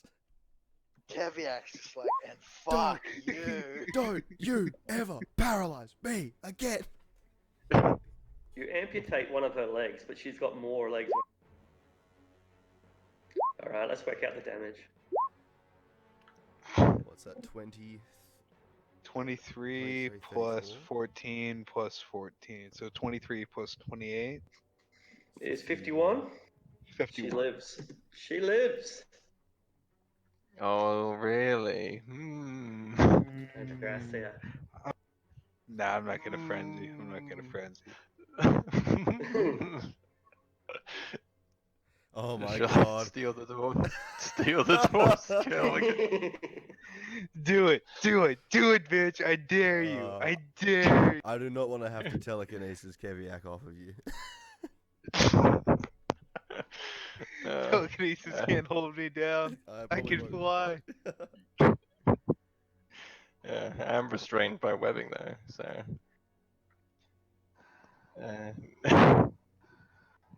How can I not? I gotta do it for There's a me. building in the way. Oh, is there? It does have +5 armor class.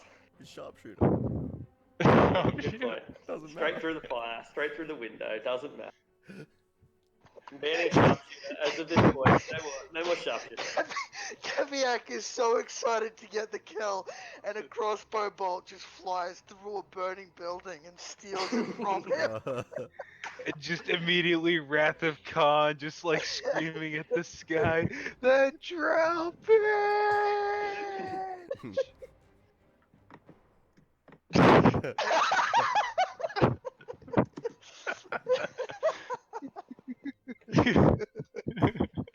Just do it. God! Does Foamy 14 con, do it? foamy con. She's gone. Oh my god. couldn't resist. you know rather him. than break free from the webbing. Oh my god. Oh, you're dead, bitch. You're dead.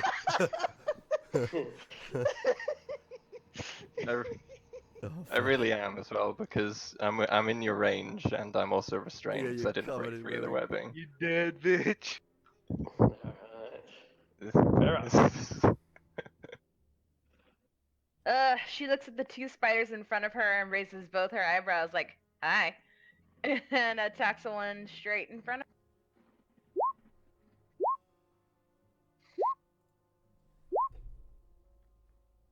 16 plus 22, 28. That'll do. And then she turns to the next one, moves in front of it. And she really didn't have to move, and then she attacked.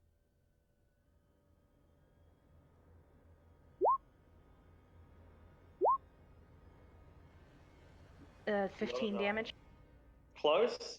A grievous injury, but the creature is leaking green fluid, but not dead. Yeah, ends her turn. In its frenzy, it stabs in all directions. Run. Stab, stab, stab! You have an attack of opportunity as it flees. Fuck yeah.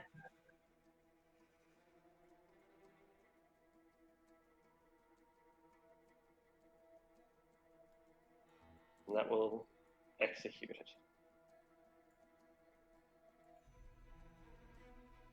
Sanj, there are still two Coldrits, and but they are outside of your range of vision. Yeah, so obviously this one's behind this building, and this one is behind this building here, so I will... Yeah. Cool, alright. I will, So it's concentration to hold a spell, so I'm not going to do that.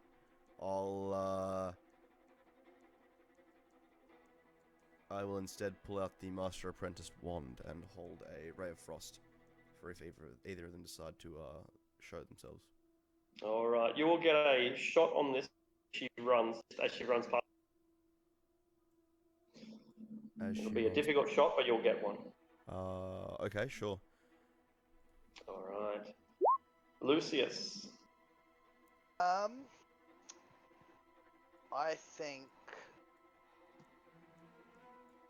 I'm going to cast Resilience Sphere on Adrastia.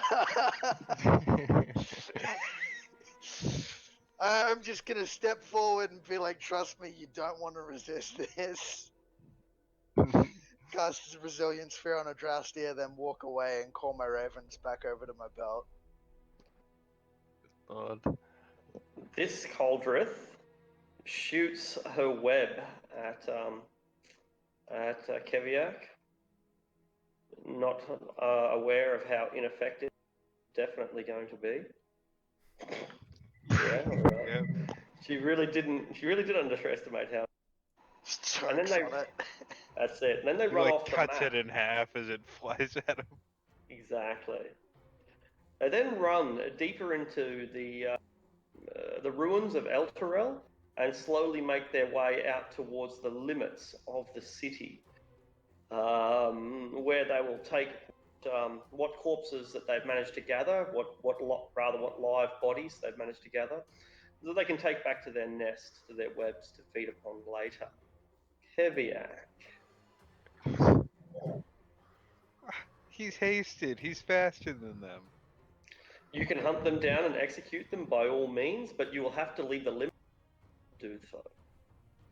Alright, he does. You jump outside the protection of the companion and leave a... Oh, they leave the Yeah, thing entirely? Oh, fuck. Exactly. So they split up in two different...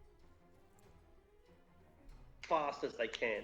You catch one, hack it to pieces, you're able to do that. If you want to pursue the final one, she jumps beyond the limit. Effectively, and although you wouldn't know it, effectively the limit of this subplane. Fine. Just couldn't let me get the Fine. last one, damn it. There are hundreds see. more. There is like 1,000. Yeah, but only Yeah. those ones were whole personing my ass. That's true. One of them gets away. Unless you're willing to jump beyond the brink to hunt her down. If you're that dedicated... Mom always told me not to jump into dark portal. Your mother was wise. Or that might have been Sanj. I honestly can't remember. He's kind of like mum at this stage. Yeah. Alright. Anyway.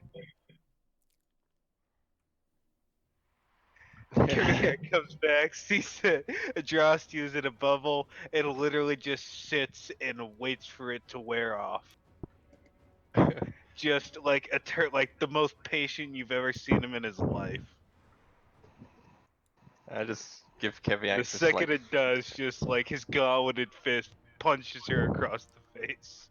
Well, I can see that you're waiting, so I give you the smuggest, most shit-eating grin I possibly can, and then cast a rope trick.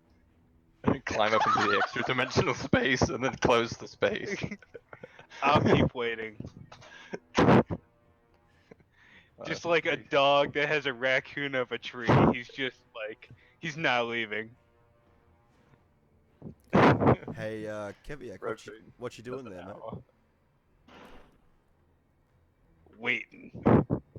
Well, yes, I can see that, but what for? An elf.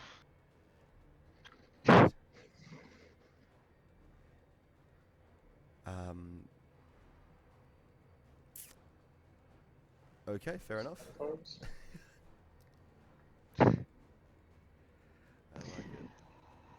it. I really think we should be moving on to meet up with them paladins, though. Hey, boss, you can counterspell, right? No, let's move on, you two. Take it out on the next fucking spiders that we've... I certainly could expel Adrastia if I wanted to. Though I feel, How many favors do you owe me, boss?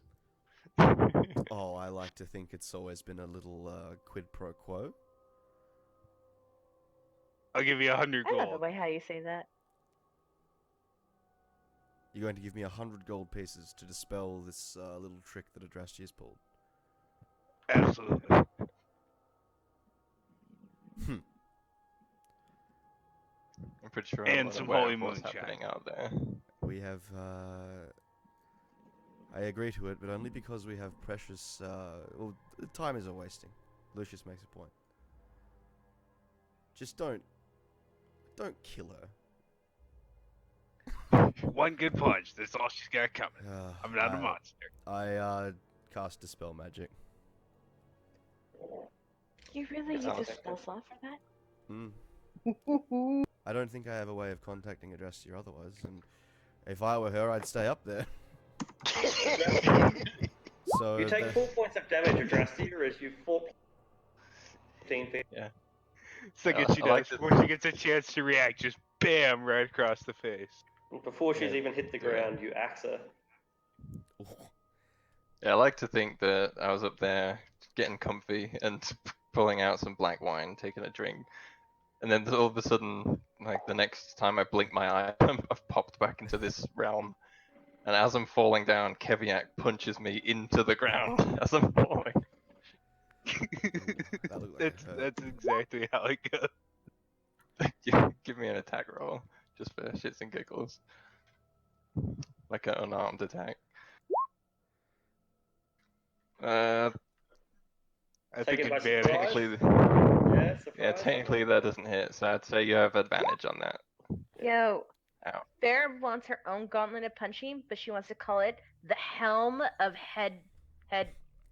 what's it called? Headbutts. Well- Helm of Headbutts. I want. Well, I call it the Gauntlet of Punching, but it's actually the Gauntlet of Gauntlgrim, a holy dwarven artifact. Oh, holy fuck. Oh, still, Fair wants to create a Helm of Headbutts. The helm for of her. the Liverpool kiss. Oh, God. Yeah, I was it was gonna basically mention like the getting exact just same like thing. Run pimpering Ring of the his Ram. lap. God. All right. So yeah, that's pretty Anywho, then devastating. he just turns around, like claps his hands together, and walks off. As he walks off, I say, Like he just like doesn't even look, pulls 100 gold pieces out of his bag, hands it over to Sanj, keeps walking. I give 50 of it to Adrastia. Accept it. For your trouble. Accept it. Spit out a little blood and drink some more wine. Internally, I'm thinking worth it.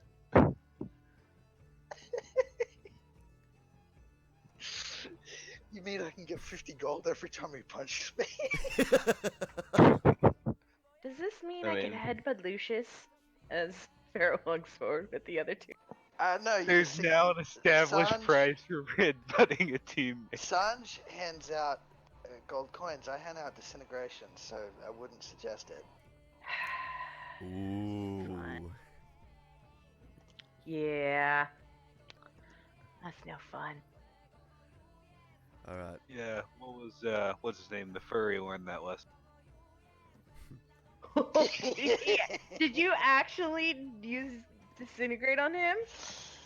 That's my Uh, that's in my head. That's what happened. Yeah, I believe we discussed that being one of the possibilities is why he never came back. But no, he tried to attack me in character, and I'm like, if you lay hands on me again, I'll disintegrate you. And I wasn't joking. Yeah, because he was white knighting for Adrastia. Oh my god. Yeah, You should was that should be cringy. the recurring like theme now with Jack, and he threatened to punch Lucius and Lucius disintegrated him too. So we got a furry, got a dragonborn. Now we need like something else that's not human. Just adding notches to a belt. Yeah. Yeah. Yeah, everyone that joins and then leaves or just doesn't show up, their character disappearance is explained by Lucius disintegrating them. Where are we going now? Are we seeking to help more of the factions here? Do we wish to return to the mansion? It seems the city is being overrun by these Torm things. Lysander? Yeah, I I'm looking believe at- we should meet up with the paladins Yeah. and see what they have in Alright, then mind. let's press on then.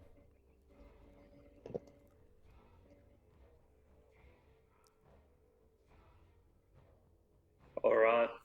And so yeah, you find the same thing as you, and but however, by the time them,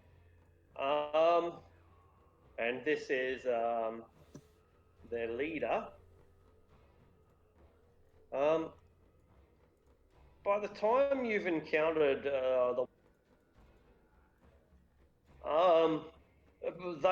their blades are thick with greenish ichor. There are corpses of chitons everywhere. They're some of their own number, and they've certainly lost a few of their soldiers in the process.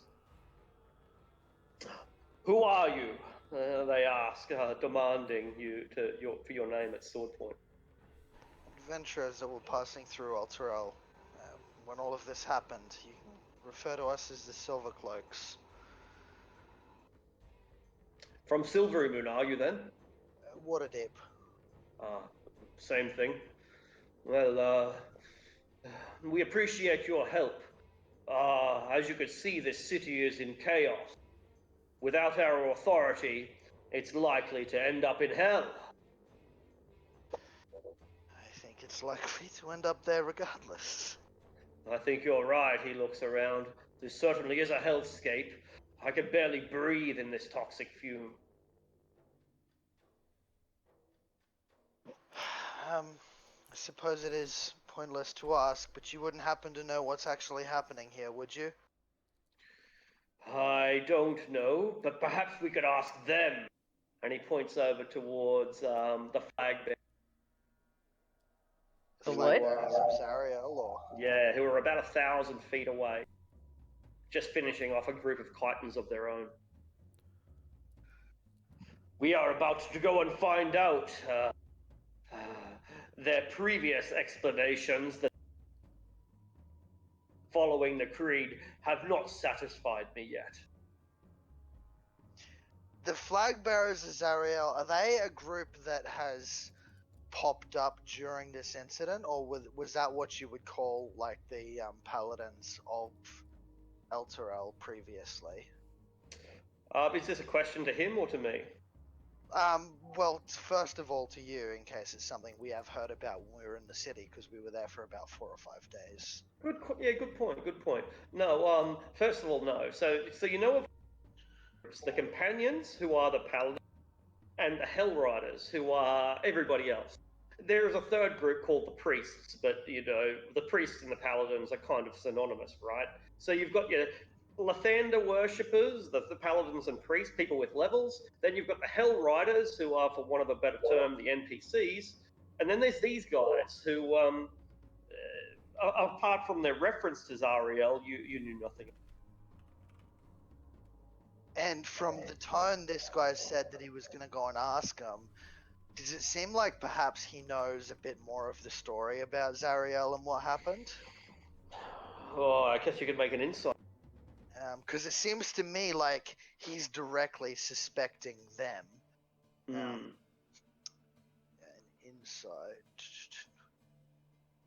Because, I mean, with what we know about Zariel through Farah, I think we have more... Yeah, you're gonna have to draw your own conclusions. Yeah, no, Farrah's she's been really suspicious of them. That's why she didn't say let's go help them. But she's not close enough to activate her divine sense to see what they are until we get close. Yeah, I think if these paladins are gone over, we should go with them, because I'd say there's a good chance these followers of Zariel are part of the reason behind this all happening. Be ready for a fight, nonetheless.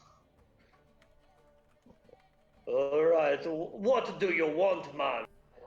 Asks a dark-skinned man with thick dreadlocked hair and bright clothing. I already tell you what we are doing. Well, I did not appreciate your explanation, says the paladin of Lathander to this dreadlocked gentleman. I do not understand how you can claim to serve the Creed, claim to serve Zariel, and yet you refuse to bow down to my authority. I am the highest ranking paladin left here in this city. If you wish to show your allegiance to Elturel, you must show your allegiance to me. I do not owe you anything. My allegiance is to Elturel, and it is to Zariel. It is not to you or anyone else. The paladin's losing it. He can't understand how this contradiction can be. If you serve Elturel, you serve the paladin. That's the way it is. And he looks like he's under so much stress that he just might lose it. By contrast, the dreadlocked fellow is relatively cool, in spite of there's an inner rage within him. He's ready for aggression if it should break out, but he's keeping his cool while the paladin's beginning to lose his temper.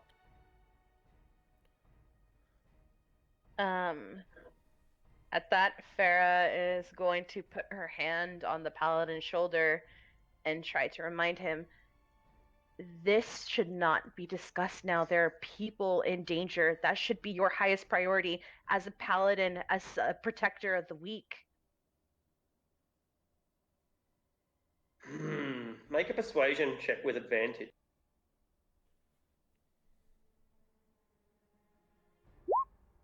A. You are right, of course. I have many more important duties to do than this. I will deal with you later. You will deal with me when Zariel says you will deal with me. And it looks like they're about to come to blows again, but they don't. They go their separate ways and start rescuing people, assuming you let them do so.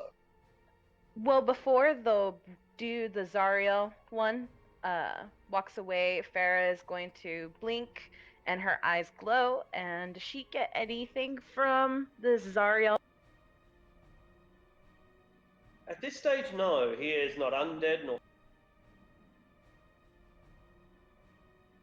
Okay. At that, she looks to the others and shakes her head. But, I mean, that doesn't necessarily mean they're not of ill intent either. Give me a moment. I won't take any. Very short. No worries. No worries.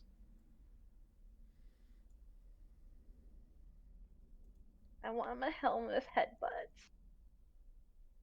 Is there a there's gotta be an effect that's like a dizzying effect or like something that like I don't know, but it's gotta happen. Stun. Yeah, the closest would be stun, right? Yeah.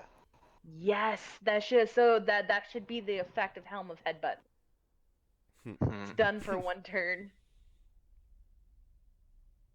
It'd be amazing to play a barbarian and run that, and like every fight that breaks out, the first thing you're doing is Just like grapple and start just beating your launching skull yourself. against Not even something. grappling anybody, literally just like throwing yourself head first at something, be it a door, the big bad, anything. Like it's.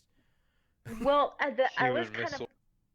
of when we were playing in Eberron, I was kind of thinking of taking the brawler thing because that's what Farah was. She was more likely to headbutt someone if they pissed her off. She's a little less violent right now, but it's still she has the horns. So I gave her the ram horns because that's commissioned artwork of her. So I wanted to have that kind of personality like for her. She was also a raging alcoholic in Eberron. I was not a raging alcoholic, and I'm not a raging alcoholic now. Keviak is. He's literally the raging alcoholic. I don't know, my memory of Farah in Eberron, I think she was a bit of an alcoholic. Look, all I'm saying is that when the Hulk flies into a rage and destroys an entire city, he's incredible. But when Keviak does it, he's an alcoholic and a barbarian. It's fucking hypocrisy, man. No, because it's you're a not. white man. Like, look, literally in Thor Because I'm a Ragnarok, dwarf. he's like big monster, and they're like, let's go. It's literally Keviak. So no, Thor listens to mom and dad. Not Thor. Fucking Hulk. I'm good. Hulk listens to mom and dad. We're good. Keviak's mom and dad are dead. I'm pretty sure Sanj is both mom and dad to Keviak right now. Keviak is, or Sanj's boss to Keviak. Call me what you like, but the fact remains. Do you return to the sanctuary of the mansion? Or are you just sort of cleaning up the street? So were the Is the place just still dropping? It is still dropping at a terminal speed now. And since you've managed, Keviak, you pursued those Coldriths virtually to the edge of, into the oblivion. Right. And again, I'll give you that. As you see caverns and tunnels and caves and abysses and even underground seas pass you by as you go deeper and deeper and deeper and deeper into the heart of the earth. We're going right through the Underdark. Through and beyond. Everybody keeps an eye out for diamond veins. You spot plenty of diamond veins, you spot dinosaur bones. There is, yeah, if you're willing to jump off L to go I point He point thinks out about it. I point out the different dinosaurs as we're moving, as though they were like constellations. Oh look, How about adamantine veins? Is there an adamantine vein? At this stage, it's very difficult to tell the difference between that.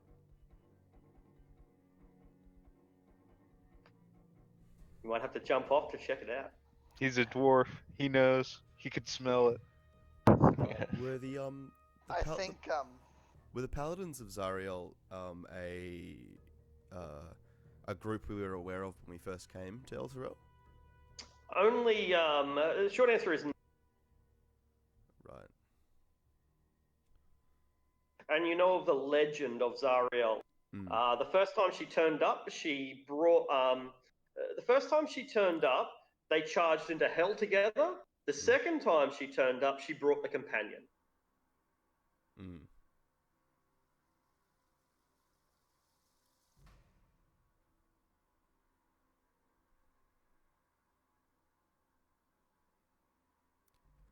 I think we should probably just defend the area around the outside of the magnificent mansion. And It's only up for another 8 hours as well. Might need to make preparations to cast it again if we're to house the the refugees. Yeah. And let's. I will need to rest to do that. Maybe we should return. Yeah, Well, that's a good idea. Yeah, and we can take shifts outside, clearing it if it needs to be, like outside around the mansion. You make it back to the mansion, and the people there practice, or at least they beg for your assistance, for any assistance that you can provide. They have wounded, they have hungry and thirsty, and to say nothing of the psychological injuries that every person here has suffered.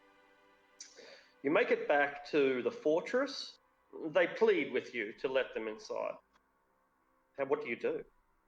How do you say no?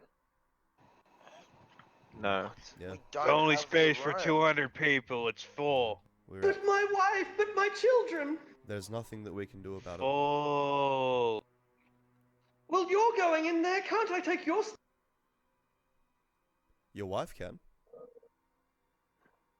He says goodbye to his wife, perhaps for the last time.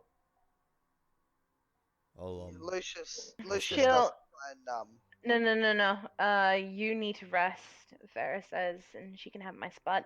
I'll keep watch out here. Yeah, I'll Thanks. also stay. I've only used like 2 spells. I'm still good to go. Like Lucius will also stay outside and start short resting, but out here. The whole reverse gravity thing really fucked me up, so I'm gonna go to bed. Alright. I'll stay outside as well and nurse my almost broken jaw. You get your short rest in, but not much more. Time passes in a very different way as we fall to the center of the earth. But after effectively an hour, after a short rest, there comes a blood-curdling scream from within the crowd. A mind-numbingly terrifying scream. And people have been screaming in horror and terror all this time, but this particular scream is ear-splitting. It causes your stomach to almost turn. And when you look over to find the source, you can see that the crowd is spreading as if someone had dropped a bomb in there. They are crushing themselves. They are trampling under each other in order to get away from one particular point that none of you can see with any great ease.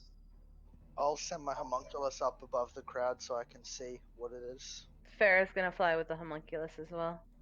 It is a headless person. Their head has popped, just rained down into so much gunk and debris. Can we tell what caused it? Like, is there any monsters or anything around, or? No monsters around. Plenty of people. Plenty of people screaming with horror. There are 100 different people are trying to tell you. And the headless person is just walking around. No, they've fallen over dead. Their head popped and they're lying in a pool of their own gallons of blood. Oh boy. I Okay. command the servants to begin cleaning up. Thus they leave the mansion and go outside. This is out. This is out. Sorry, forgive me. I It's, didn't yeah, realize. it's Okay, never outside. mind. I Yeah. think they can leave the mansion. So. No, yeah, that's I right. don't think so. No. Um, So you're probably comatose at this point, Sanj. yeah, I would. expect. Yep, asleep. Correct. Yeah.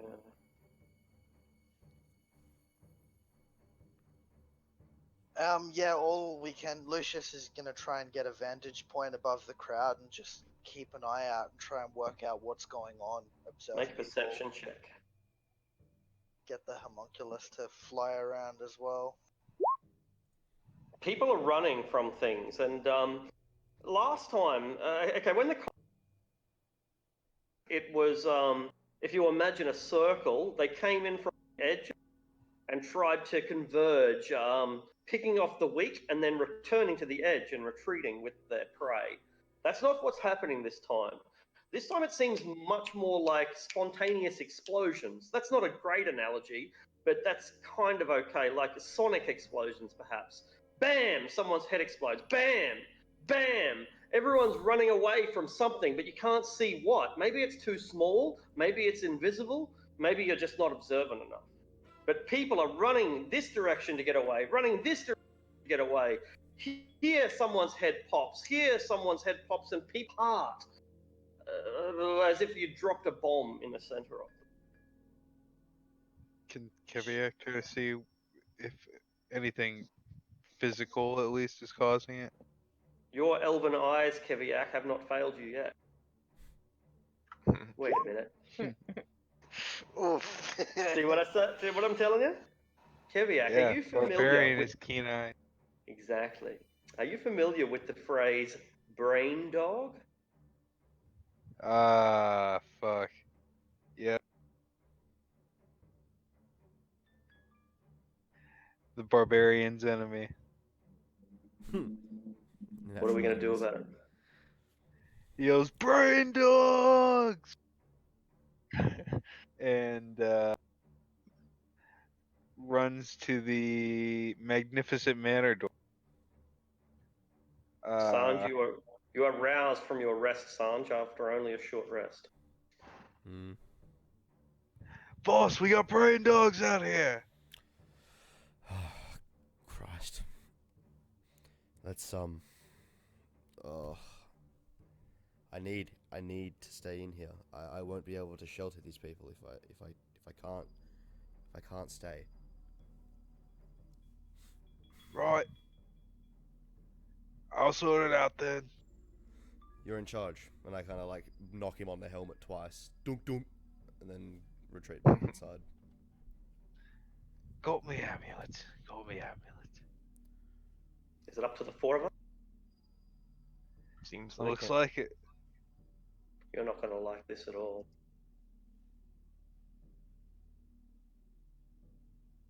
So the party ventures out into the wasteland that is Elfhell as it falls through reality and beyond. As you come down a dirt road and round a corner, you will see a small contingent of intellect devour bouncing towards the greatest since it is the tastiest. But you'll notice that they are not alone.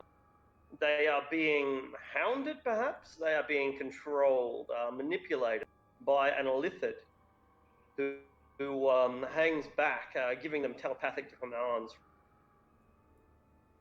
from brain dogs. And the illithid, the ground rumbles and trembles as if about to explode. Oh, fuck. Ah! We roll initiative or? I guess we do.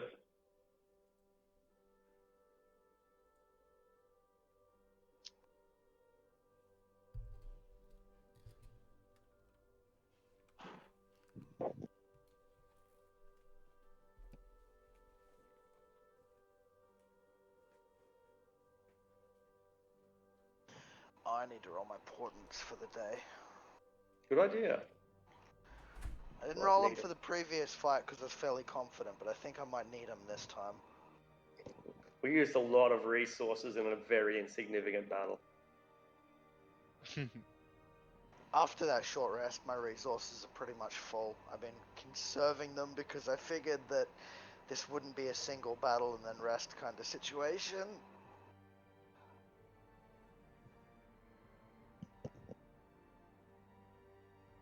All right, Adrastia, you get the sense that that this battle is far more dangerous than the last, and you are, of course, far weaker without Sanj and without Zebram. Your instincts, in fact, Adrastia, are telling you to run, to go back to the mansion, to lock the doors, and to let these people be devoured, as is the nature of these horrendous aberrations.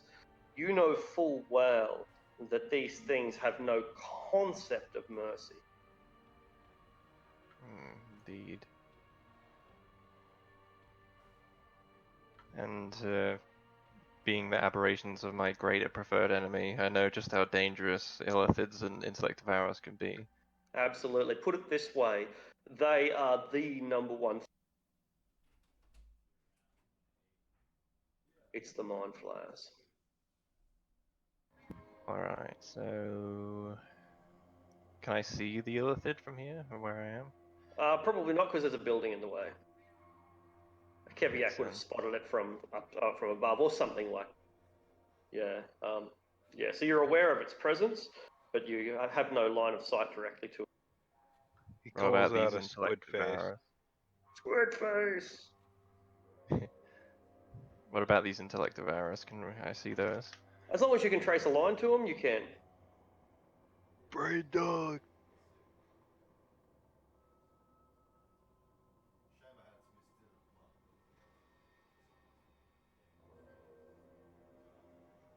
Probably that one, but not the others.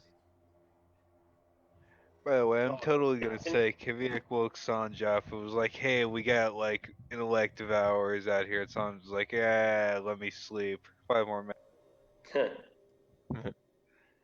Alright, well, seeing as I can't see the big cheese, the illithid itself, I'm gonna have to focus down these intellect devourers. Alright. So that's what I'm gonna try to do. So I will step here for 15 feet. It should give me line of sight on all 3. I'll start with the one closest, which I think is this one. Mm-hmm. And I'm not messing around because I know how bad these things are. So I'm gonna use my Wyvern poison bolts. And it's gonna be a regular shot to ensure it hits. I might as well throw Hunter's Mark on there for even more damage.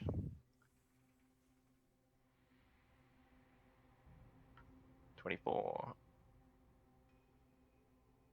Alright, easily enough. And I just need to check the damage on Wyvern poison.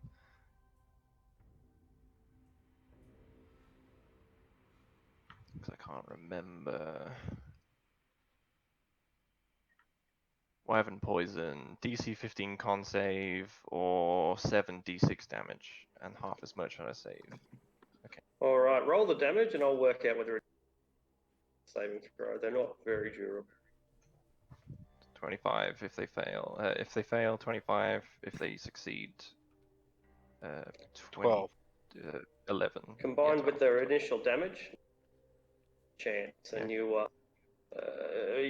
you blast straight through it, and the creature withers and dies before your eyes. Alright, I'll turn my attention to the next one and shoot it with also with a Wyvern poison bolt.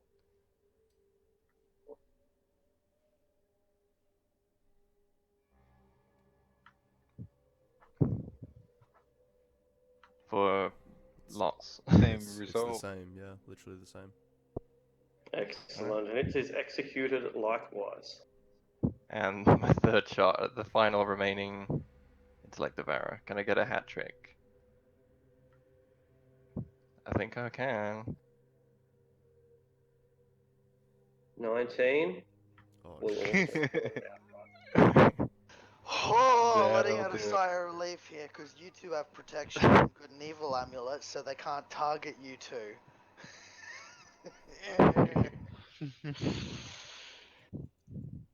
The mind Let's do this, flayer mind ceases to flayer. take cover and disappears from view. The ground continues to rumble. Lucius.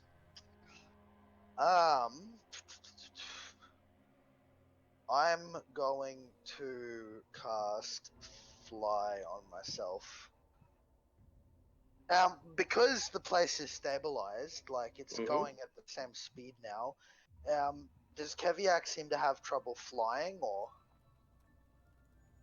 No, it doesn't. No, We're not gonna bother with that kind of fucking physics.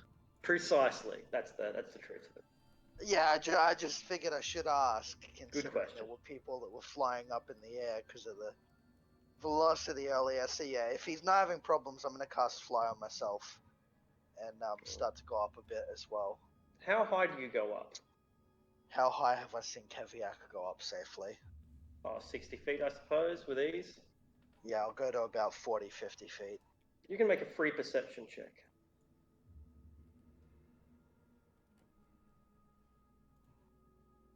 Oh my god! I've made 4 rolls that have all been 2s. Well, maybe if you Yeah. didn't have a +0, but still. You Who spot doesn't nothing. take perception proficiency? Goddamn. I guess so. You spot nothing except. It's like my character doesn't need to look at things. I mean, Lucius is incredibly self-centered. What do you expect? So there's He your needs to look at answer. himself. You spot nothing of significance except the erupting earth Yeah, forward. something coming out of the ground. That's Something with tentacles. Oh shit! So yeah, I'll go up 40 feet above the roof there. All right, Keviak. Keviak will follow after his small and fragile lizardly friend. You also make a free perception check.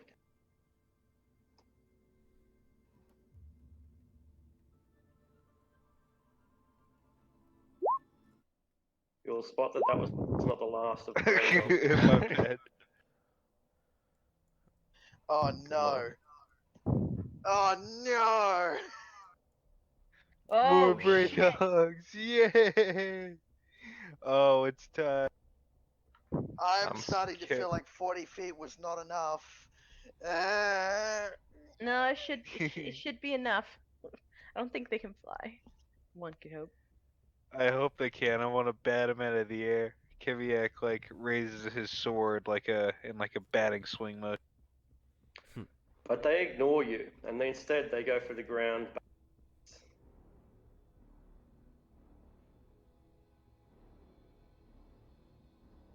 Running. 1, 2, 3, 4, 5, 6, 7, 8. Not quite getting there. 1, 2, 3, 4, 5, 6, 7. They get there, but you're protected.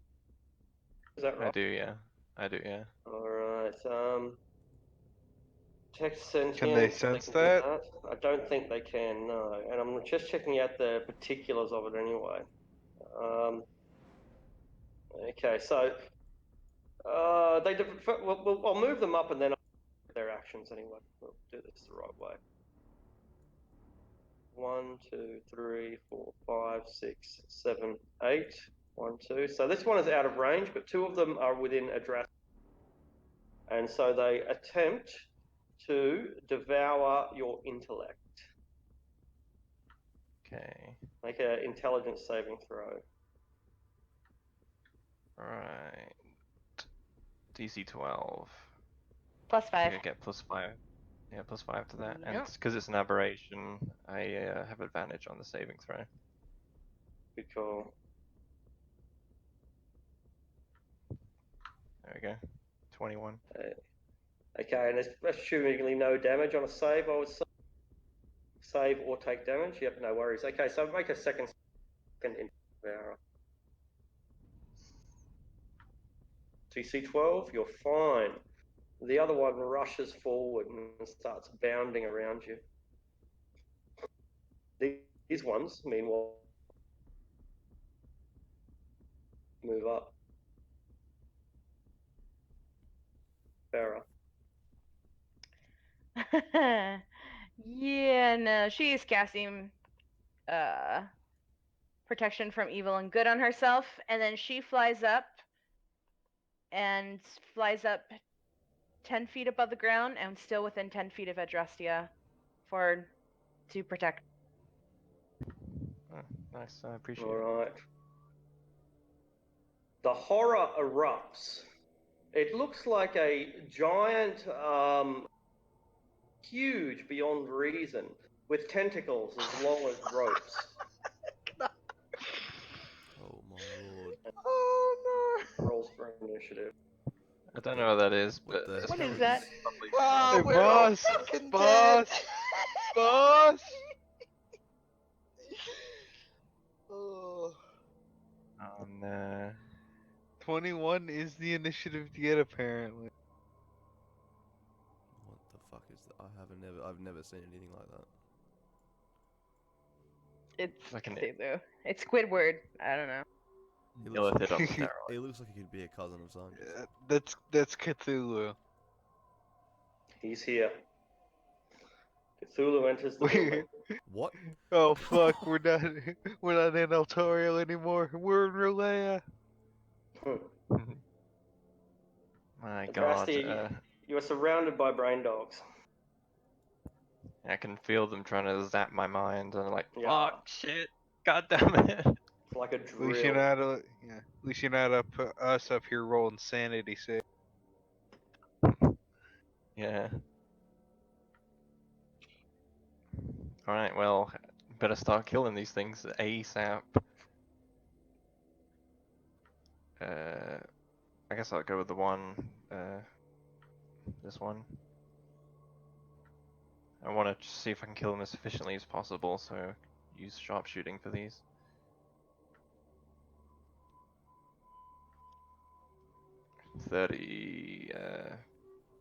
Yeah, 32. I reckon a 32 will hit. 32 damage, rather. I reckon that'll do it. Yeah, easily. Easily. Cute. Alright, and then I'll go for this one to the left. Without Hunter's Mark, because I have to use a... Do you have to use a bonus action to change it to a different target? Mhm. I can't remember. No, do you? Oh, I think maybe you you do. do. It's a Yeah, I bonus think you're action on right. your turn. Yeah. Let's double check. There you go.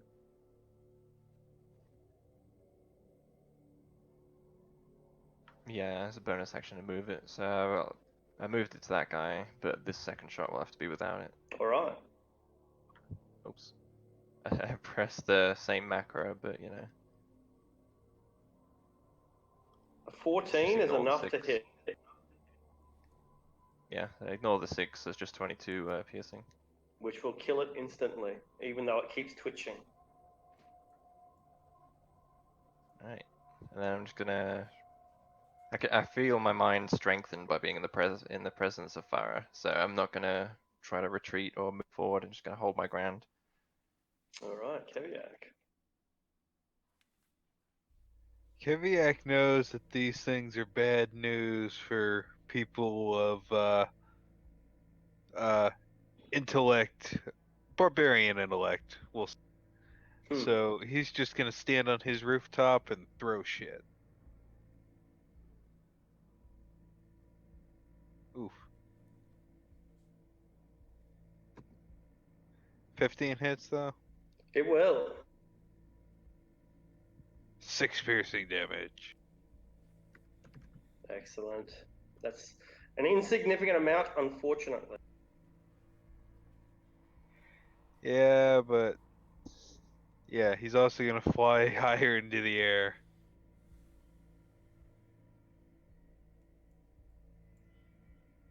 Alright. Like at least 20 feet off the roof. Okay.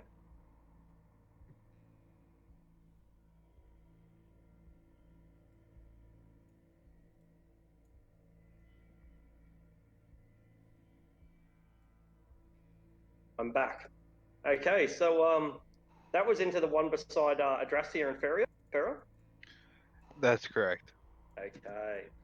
A mild injury, but it's something. Lucius, you see the massive tentacle creature begin to rise off the ground as if in defiance of gravity. It's your go. Can I just say, this is the first time since we hit level 5 that I have not prepared Fireball, and I really fucking wish I'd prepared Fireball right now.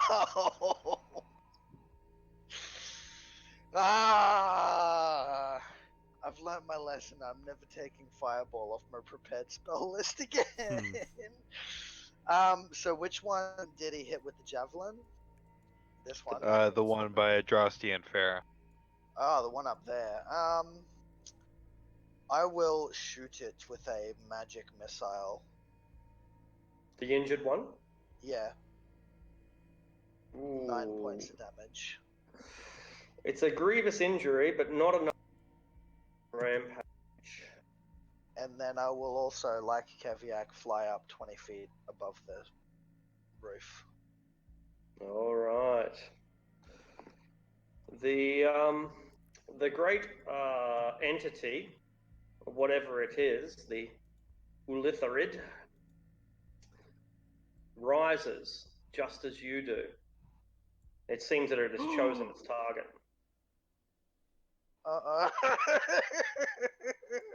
Oh, great. On me or Keviak? It's just casting levitate on itself. Oh, And, okay. It rising to the sky means it's coming for us. Yeah, okay. Okay. And then it moves towards you.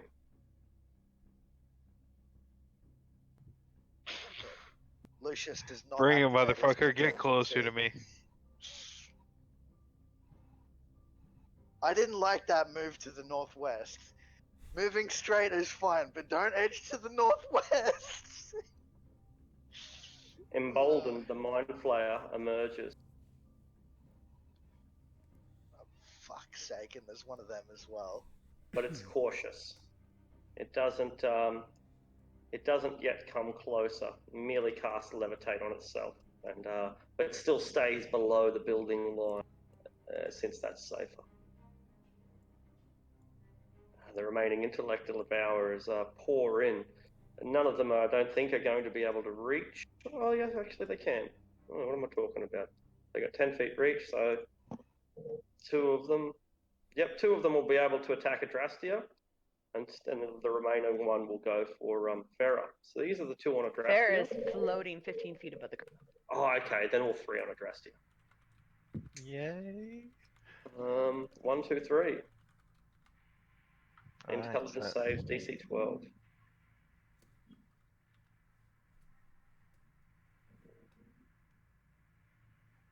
Alright, that's the first one. That would have surpassed with Farah's aura. Oh, well, yeah, good call. Hang on, how big's Farah's? 10 feet. She is staying Then- within 10 feet of Adrastia. You just said that you went 15 feet in the air. Adrastia is over 5 feet from the ground. All right, I'll Still pay that. being within 10 feet of her is 15 feet. Your scientific logic has won. This is 3 passes. All right. So that's the intellect devourer. Begin to nip at her heels. Under Farah. Alright, this is getting too crazy now. She extends a hand to Adrastia, who's prepared for this, and pulls her up with. And basically, Farah will just move up 40 feet into the air and will hoist Adrastia above her shoulders. Like, have you seen that chicken game where people play like in the pool? Well, Adrastia is on top of Farah now, with her legs hanging over her shoulders. Make a strength saving throw. Like I'm some sort of child sat on your shoulders. Plus You 5, hang on 16. to that. Yeah, your muscles bulge, and you feel glad that you worked out. She does. Adrastia, you are 15 feet in the air, being carried. There are intellect devours nipping at your heels, jumping, but they can't reach you. Yeah, like, yeah, nice work, Farah. And I'll pat one of her horns as I'm looking around for more for more targets. I spot this big bastard. Assuming the building is, I'm not sure. Would I have line of sight to him? The building's probably about wouldn't be less than about 20 feet tall, and you might have just a you got sharpshooter, so yeah. All right. So I guess I could just see the top of his purple head, I suppose. Exactly, that's right. And I'll I feel like it's the more immediate threat now that we're off the ground, so that's what I'm going to target. You know, Oh. just thought I'd press that for the sake of it. Creature sends. The Ulitharid. Ulitharid. What an Yeah, interesting well. creature. Alright, so I'll move Hunter's They're Mark to it. Greater illithids. Oh, I don't know if that's going to hit. It almost does, but it seems to be protected by some sort that stops it at the last moment. Fuck. Indeed. Okay. Not a bad time to make mistakes like this. What about 19? 19 is good enough. For... Oh yeah, so aberration, so I get my bonus damage as well. So it's 22 to 26 for that shot. Guess I'd have to make a concentration check, oddly enough, because levitate for is a levitate. spell, I think. It's an at-will psionic spell, but I assume that still means it still needs to have to make concentration checks. Yeah. Alright, it crashes down onto the building. It's a minimal, but at least it has caused it to cease its flight. Still very high, naturally, because it's on top of the roof. Yep. Alright, that's it. Alright, Keviak. Yeah, seeing the big fucking illithid, Keviak's gonna switch from his sword and his board to his big two-handed great axe. And he's gonna look over to you, Lucius, yell, back me up, you knob! Then fly in and frenzy and lay 3 reckless attacks into it. Alright.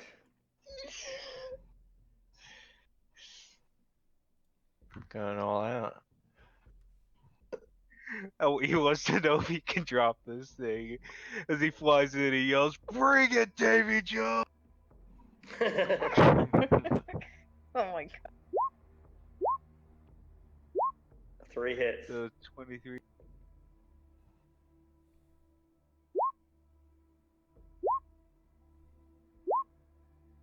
35 and 16, is that 51? Mm-hmm. Yep, 20 plus 15 plus 16. Yep, 51. Look, this thing bleeds, and you carve off several of its wounds into its flank that expose its alien anatomy. You've severely injured it, but not nearly enough.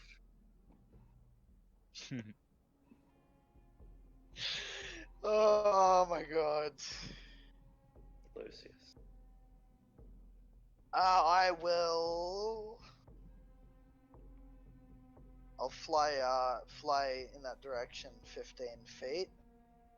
I will use my action to cast a 5th level spell slot into the belt and animate 10 little mithril ravens. Mm-hmm. And I'm just going to send all of them at this thing with a bonus action. Alright, swarm of ravens. And then I'm going to back off to over there. And they will make 10 attacks at him. My man. death of 1,000 ravens. Give me all I need. It's actually going to be a lot more effective than you might realise. Its armor class is, so you... The 12s do not. So the 16s, yes, no? Yes, 16 hits, yes. So, alright, 16, then the 26, then the 24, the 20, and the 17. That's 38, I think. It is. Oh shit, they all roll, almost all of them rolled max damage. You ravage this creature, rip off its tentacles, rip out its eyes, rip into its lamprey. It is quite considerable. Yes, indeed. Alright, is that the end of your go? And I can still use my... Oh no, yeah, because I had to use my action to cast the spell. So that's it for me. Keviak, you're going to need to make a saving throw. Oh no! No! No! I do not. As a raging barbarian, I am immune to charm effect. Ooh. Fantastic. Oh boy. Oh boy. You can breathe. It's all right. For the first time in its existence, the Illithrid knows fear. It attempts to retreat. The ravens don't get attacks of opportunity, I assume. I don't think so. I've given them No. the token because they can move around. But They're not basically spirit weapons. Yeah, pretty much. Yeah. The Keviak, you have almost slain. It is dripping with ichor. And as it's off 20-foot tall building with no other choice since levitation, it cripples itself, breaking its body on the ground, lies prone, and as if it has no more yet to give.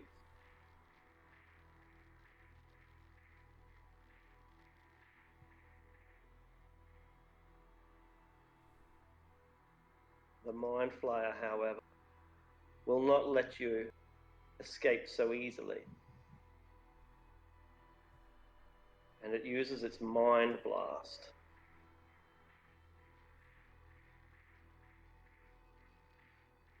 A GM layer, give me a moment. Uses its Mind Blast. And each creature in the area, it angles it. You need to make a DC 15 intelligence saving throw or take psychic damage and be stunned. Alright. 48 plus 4. 17 points of damage, and the Mind Flayer begins to retreat.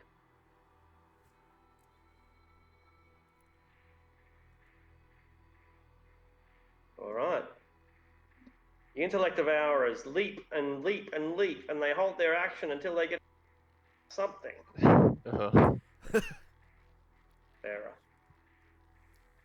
Yeah, she's gonna make sure they're at 30 feet above the ground now. And as soon as Adrastia is on her shoulders and she doesn't need to actively hold her, she takes one gauntlet hand and ice forms around her hand as she casts Ray of Frost on this one that has been...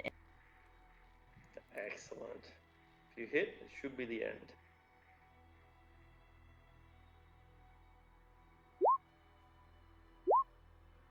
Ignore the radiant.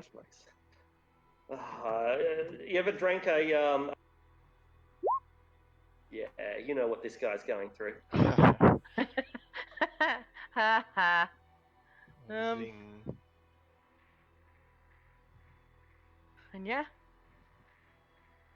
Miss Adrastia. No, this is a serious situation. So it's also down on the ground at this stage too. Yeah. So even though she can see that thing and it was tempting, she's got more you wouldn't be pressing able to see things it to worry through about. the buildings. There's buildings in the way. It's on the ground now. Well, Yeah. regardless, she's gonna focus on these things. Excellent. Bloody brain dogs. I don't suppose it matters which one I shoot, so Not really. I'll just shoot one at random. First one with Sure. Hunter's Mark attached. It's an injury, but nothing lethal. Does a 13? It does. They are pathetically weak. I don't know why you're so afraid. 25.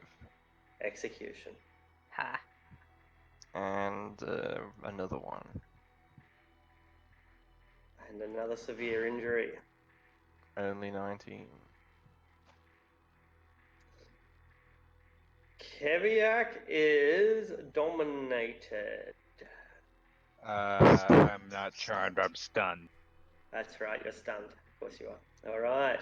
And it lasts a minute. I'll check if there's I do not save. Alright. You can repeat the saving throw? Yep, cool. Just check. Yep. Alright, Lucius, your friend is looking like a stunned mullet. Let me just see if I've set this macro up correctly. I'm going to bonus action send them to tear the shit out of this guy on the ground. Alright, it is prone. Whether that makes a difference, I don't. That'd be advantage. I don't think I'll need it, will I?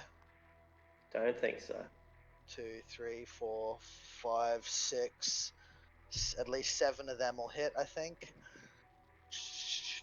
Alright, now 74. Plus 1 crit.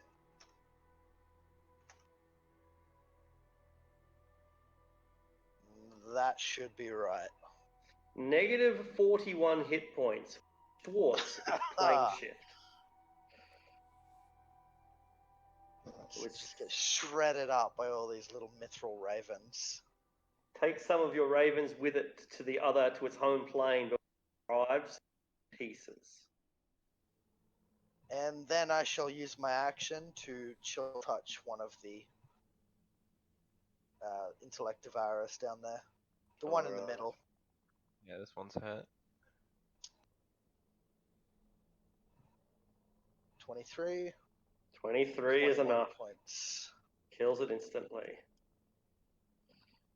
The Mind Flayer sees what the Ultralithid was and thinks that it makes a lot of sense to attempt that itself.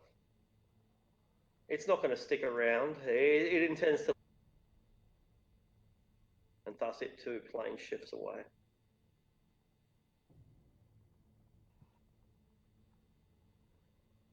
The intellect devourers are sitting ducks. Brain freeze, bitches. Should I do the honors? And Farah, like, will fly her and Adrastia on her shoulders. And she's gonna fly Adrastia to Keviak. Just... It takes a full 30 seconds before Keviak is able to fucking save against the stun effect. Yeah, there you Because go. it's fucking intelligence. Oh. That's 8 turns stolen from Keviak this session, technically. Yeah. Oh, you should, like, braid his hair. Or, like... Yeah, that's the real question. What does the I'm Adrastia floating do like to 30 Keviak feet in the air. I'm floating 30 feet in the air. You can't touch my head. Oh, do you? You can't be stuck. You can't float. Oh, I suppose you can. Yeah, because it's an item, but technically Yeah. she's floating on Farah. It's attunement, bitch. It's attunement. Oh, Yeah. you come near me, there will be a vengeance. There will be a reckoning. I don't know. Adrastia asked me to take her I over. can still She's like, talk over while there. stunned. I can still talk while Can stunned. You come near. I Can don't you? think I you don't can. think you. I don't Look. You think can you draw. You're like. You can go to fucking. The 30 seconds are up. I can move again. Yeah. Like, if Adrastia like tries to hit him or something, Farrah will pull back. But if she just like braids her hair, Farrah's just gonna let it happen. I'm Kinda depends on what he braid. does. The big question is, can you braid my hair in 30 seconds, and are you willing to take that risk? I can't do that in 30 seconds, no. So I'm gonna Damn it. reach into a pouch and pull out a vial of really sweet-smelling, girly, elvish perfume. And perfume your beard. Make a save versus gay. Farrah's like, oh, that smells really good. You know what I'm gonna roll? You know what I'm gonna?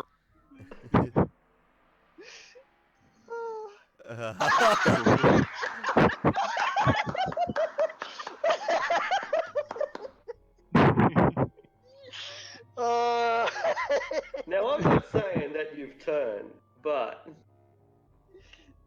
It smells really good.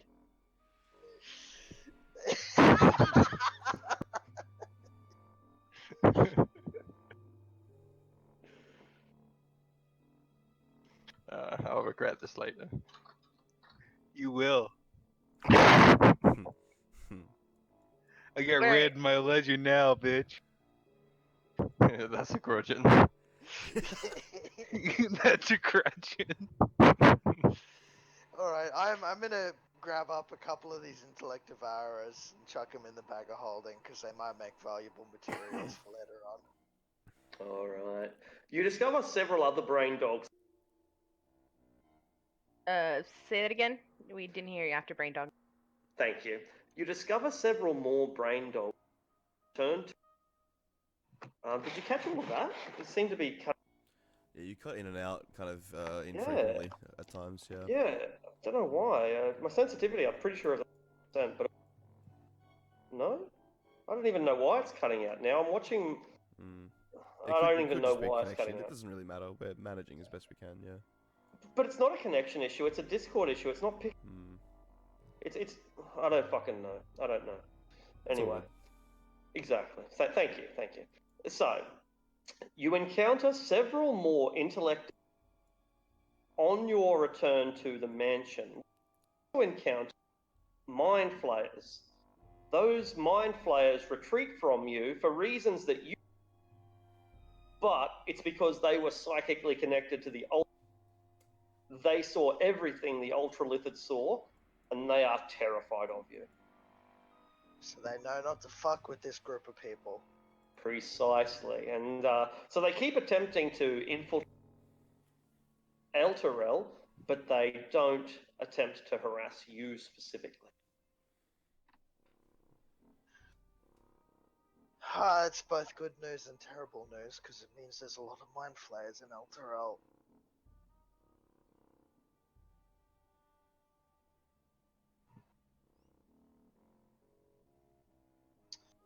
Yeah, so yeah, we'll return to the mansion, I think, and try and wait things out and see what happens. How did you go? Fucking mind Kill the flayers squid. now as well. Keviak. You Aye. smell amazing. What the hell? What happened? Elith, did you say? What? I got a grudge. Is what happened. I see. How'd you like to make another 100 gold? Oh no. Kind I'm of gonna look try up. and make myself scarce right now. Look up to Adrastia. I will leave quickly. Perhaps later. I'm still trying to rest, but I'm glad you're all back safe. Aye. You lead the, the stinking cloud spell? I don't know that one, unfortunately, but Lucius might. I'm not sure. Lucius, how'd you like to make 100 gold? Gonna make a stealth save to hide in the mansion. I'm not getting involved in this. It's absolutely not worth it. 200 gold. My life's worth more than that. 300 gold. Honestly, I'm more scared of her than I am you. There's a number here, 500 gold. I will find the number. Lucius is just gonna keep shaking his head like, no, these small numbers aren't worth getting in Adrastia's bad books for me. You must remember, Keviak, he is a noble.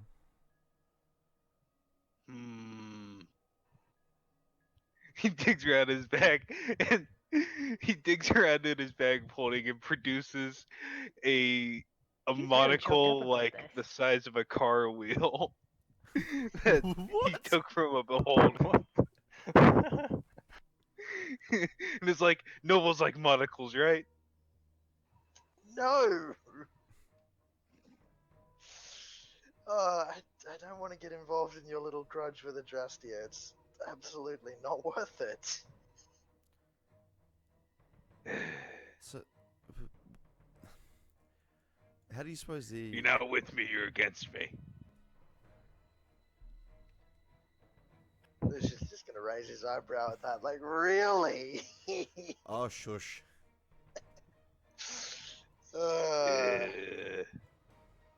That's a grudging.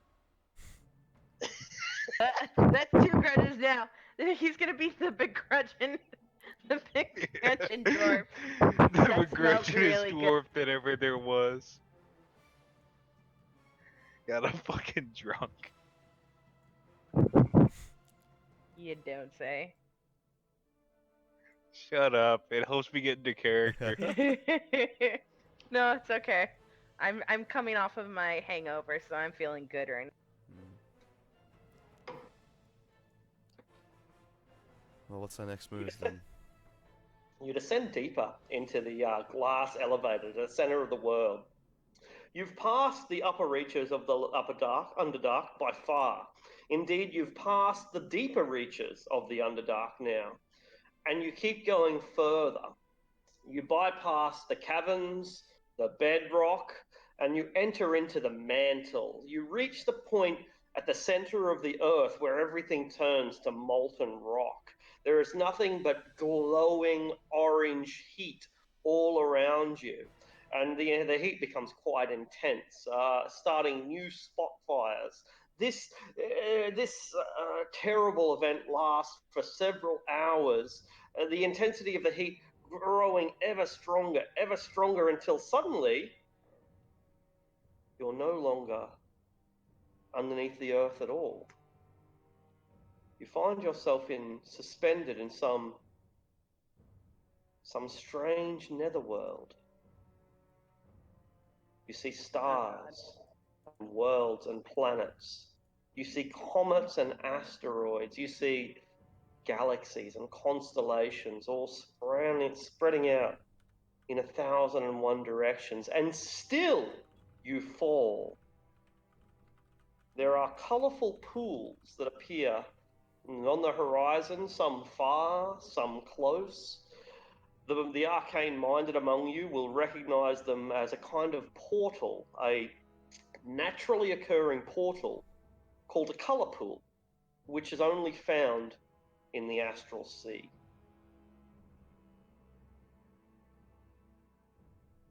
Oh, no, this just confirms my speculations. Well, that can only mean one thing, of course. Which is? Someone plane shifted a whole fucking city. Is that even... I shouldn't say is that even possible. It's clearly happening, but how could it happen? I imagine it's likely been channeled through whatever that is, and I point up at the darkened companion. It's probably lent itself as a bit of conduit to whoever's organised this. But wasn't it brought by Zariel? Yes, it was. Which makes this all the more interesting. Why is... Perhaps we should address those paladins of Zariel.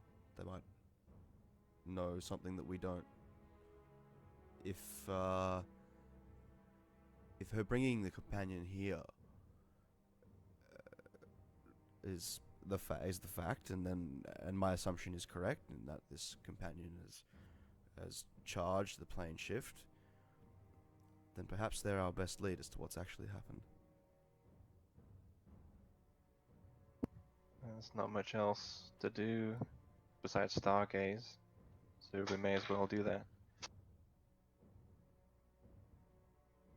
You track down Gideon Lightward easily enough. He has executed his share of mind flayers and intellect devourers in the process. Ah, I see that you have survived so far.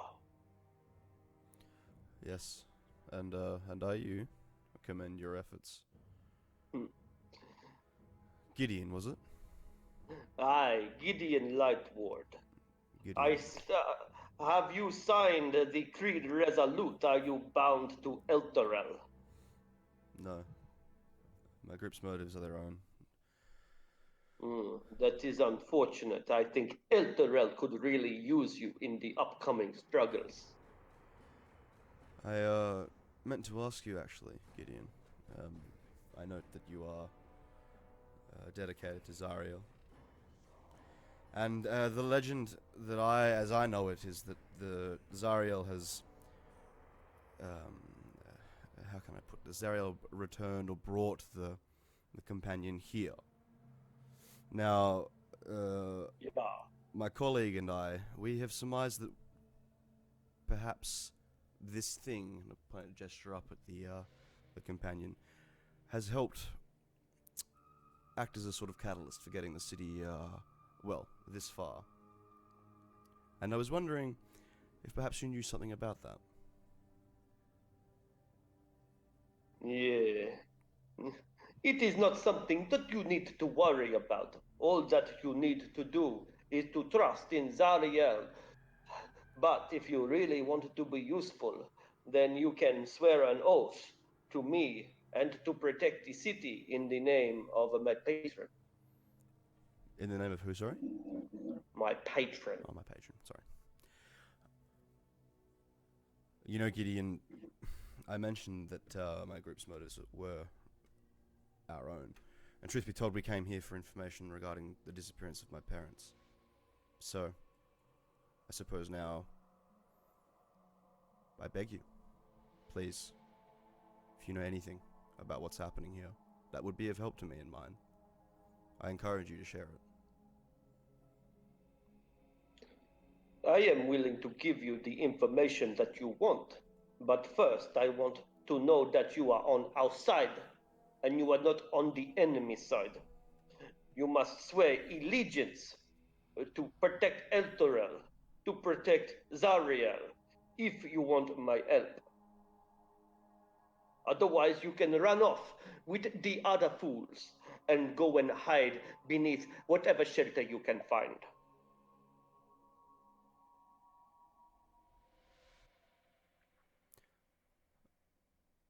I'm afraid I don't know enough about the situation at hand to sign any pledges.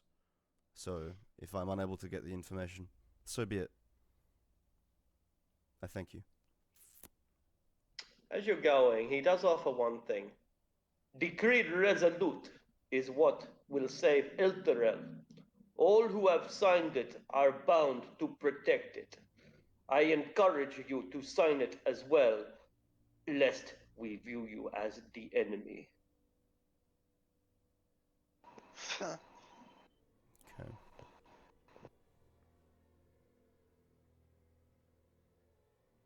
You may recall the Creed Resolute from your brief discussion with one of the companions, one of the Hell Riders that had down by the river. And the Creed Resolute is this. It's a contract, in fact, it's an entire book. And the front page of that book had did you actually see a copy of the Creed Resolute? I think we did, didn't we? Yeah. We did. Yeah, we did. So if you can find it and share it, that'd be great. It'd probably cause my computer I'll to look have a for bit it. of a fit. Yeah, that'd be cool. In essence, it basically says this.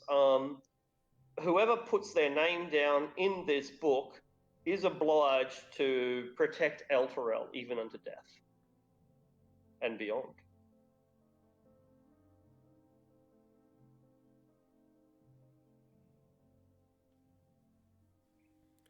Yeah. So the paladins would have us swear an oath and then would help us from there. But I don't know if I wish to pledge allegiance to anybody just yet. There's too You little. don't There's know. yeah, there's too much that we don't know. God be damned, that'd be a ridiculous idea.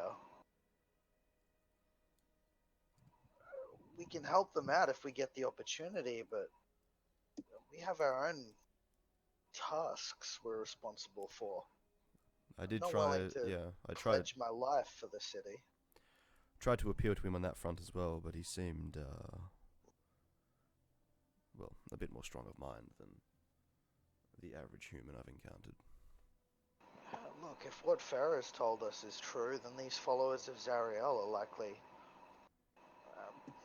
corrupt would be an understatement. Responsible for this predicament we're in. Be more accurate. I wouldn't know if they're responsible, Yeah. but they're first and foremost her men.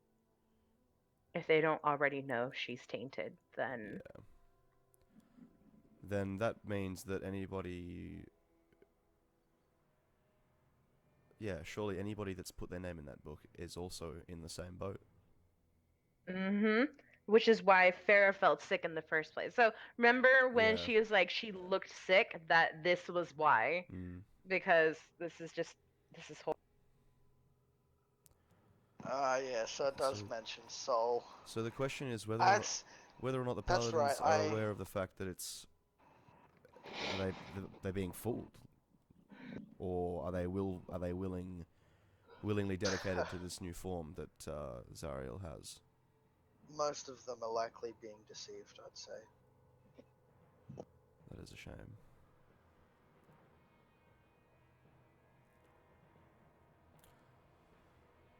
Right, so...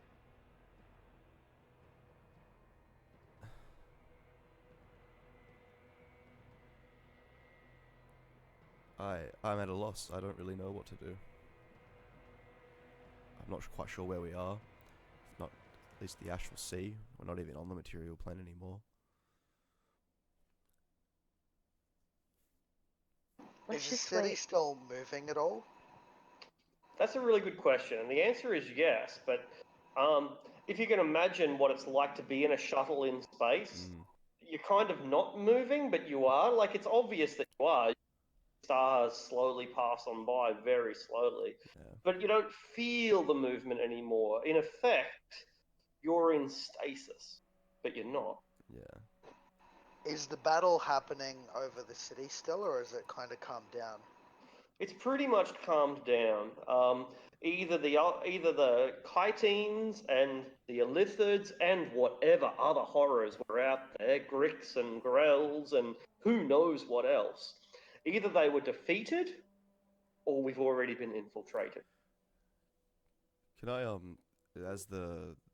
we're kind of floating around in the Astral Sea and we have the view that we have.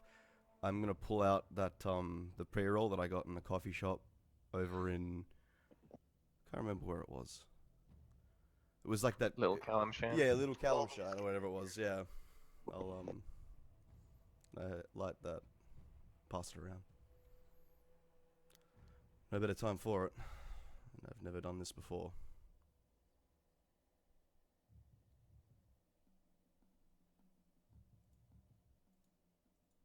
As you light up your fat doobie and sit back to enjoy a bit of David Bowie while you Stop.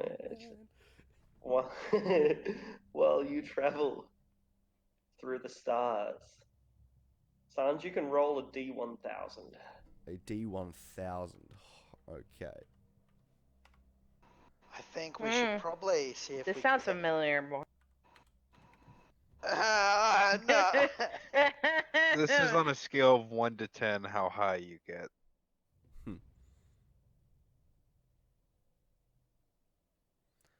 The result was a 447. Oh, you had to roll that, didn't you? Fuck. Good. Give it to Don't me. say... No, don't say that. Last time you said that, we ended up trapped in Ravenloft for 6 months. Oh, whose fucking fault was that? Let's go. What did I do? What have I done? I need to look at this. I don't think this is possible to win. We're gonna end up at Shadowrun. It's not possible. I don't know. You're gonna have to get seriously fucking creative to deal with this astral kraken. Yeah, no, no. Oh. Yeah, I think that's TPK. Easy. Well, it doesn't have to be. There are thousands of people here. I guess you. Yeah, as you say, if you engage it, it probably is going to be the end. But so this incredibly large creature, Holy for shit. not for colossally large. You've heard of the Tarask in legends. The most Faerunians know the legends of the Tarask. This is a colossal creature, every bit as large as the largest dragons and beyond. Its tentacles reach hundreds of feet, and its body is equal in proportion. And it's picked out Elturel as its next snack. I think we should go into the mansion, which is a totally different dimension, and not come out for quite a long Yeah, time. I think we should get in the. I think we should get in the Yeah. mansion. Mansion. That seems like a good idea. That seems like a good idea. That doesn't have very long left. I got a way to actually deal with this, but if it has legendary resistances like automatic pass saving throws, it's impossible. Like I have about the mansion's probably got about 6 hours left.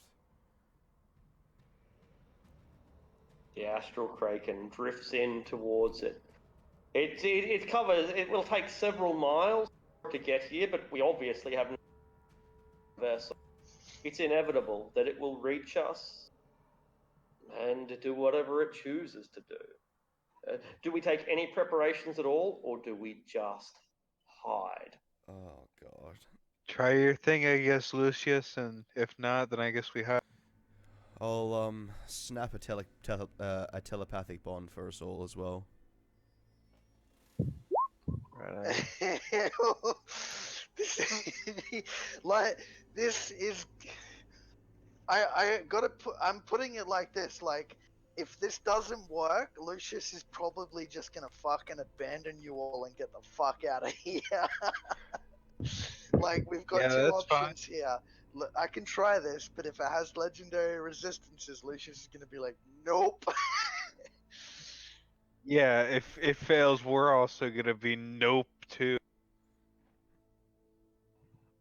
All right. It comes within a mile. Do you keep waiting? I just need to read this spell quickly. Right. Well, even when it does reach you, it doesn't like straight from for example. The city is miles wide and miles long, as you might expect a city to be. And the astral kraken, which itself is probably about 500 feet in length, which is roughly 1/10 of a mile. In and of itself, it's only a fraction the size of the city, not even a tenth of the city's length. And so when it lands, and with its 10 tentacles, it begins knocking down buildings and probing them. It picks up humans one by one and puts them in its mouth, and then it begins scooping up larger handfuls. And then it takes them by the score, and it just starts gorging on anything that comes near it. Brave paladins charge, and they man ballista, and anytime they do anything which attracts its notice, they become the next meal. And the kraken just sits there like we might sit at an all-you-can-eat banquet and just keeps harvesting. I'm just going to quickly explain what I was thinking here, because this is not necessarily a solution, and it may cause bigger problems than not, but it would get this away. So, as it's approaching, I'm going to explain this. I've only got one thing I can do that would make this not our problem anymore. I could try and smack it with a plane shift and use my portents to make it hit and then make it fail the saving throw. But the thing is, I've only got one tuning fork at the moment, which is the material plane. Is that the one that's under Troll Skull? No. Plane shift can send it anywhere in the material plane, but I was thinking I could smack it and try and send it to Thay. How are you gonna How are you gonna get close enough to smack it though? I'll escort you. Probably a dimension door or something. I just need to know everyone's yes and no's here before I try this. Well, I mean, I don't have a better idea, so yes, I think sending it to fucking Faye is a good one. But wouldn't we just be delivering a kraken into their hands for them to use? Anyway, there's going to be a... I mean, a pissed off astral kraken. Fair point. I mean, sure. I just wanted to Where else? keep that in mind. But Where else could we put it that would be safe? Are we aware of a location that is, Where you can safely put an astral kraken. I Let's just put it don't somewhere know. where it'll fuck up our enemies. it's gonna fuck something up if we put it on the material plane. But I don't really... Yeah, our enemies. Just put it with the fucking Thayans. Let's do this What shit. if we- Ah, no! I'll send it to Zental Keep. I was gonna say that was Yeah. my next suggestion. Just drop it in Zental Keep. Alright. Alright, yeah, I just need to Bet, quickly let's check do what this other shit. spells I got prepared so that I can get in range. This is probably gonna... Alright. Do any of you have greater invisibility ready to go? Yes, I do.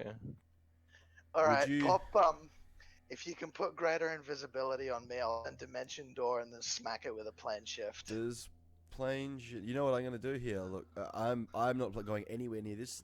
You can have my stone. I'm gonna pass you my transmuter stone. So you've got proficiency in con saving throws. I'm not planning on getting hit.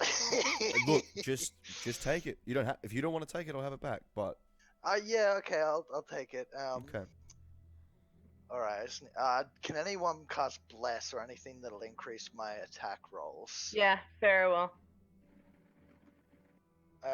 Cause I've got a 10 as one of my portents, that's my highest one, and I've got a plus 10 modifier, so I can guarantee a 20, because I have to hit it with an attack roll, then it has to fail the saving throw.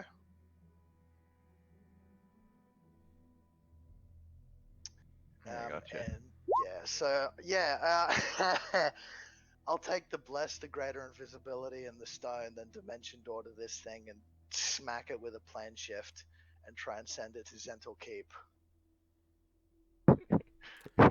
As Lucius blinks away, I'm just like, that crazy motherfucker. And I kind of just like, both of my hands on my forehead, like, fuck. I take back anything so- I've ever said about Lucius's cowardice.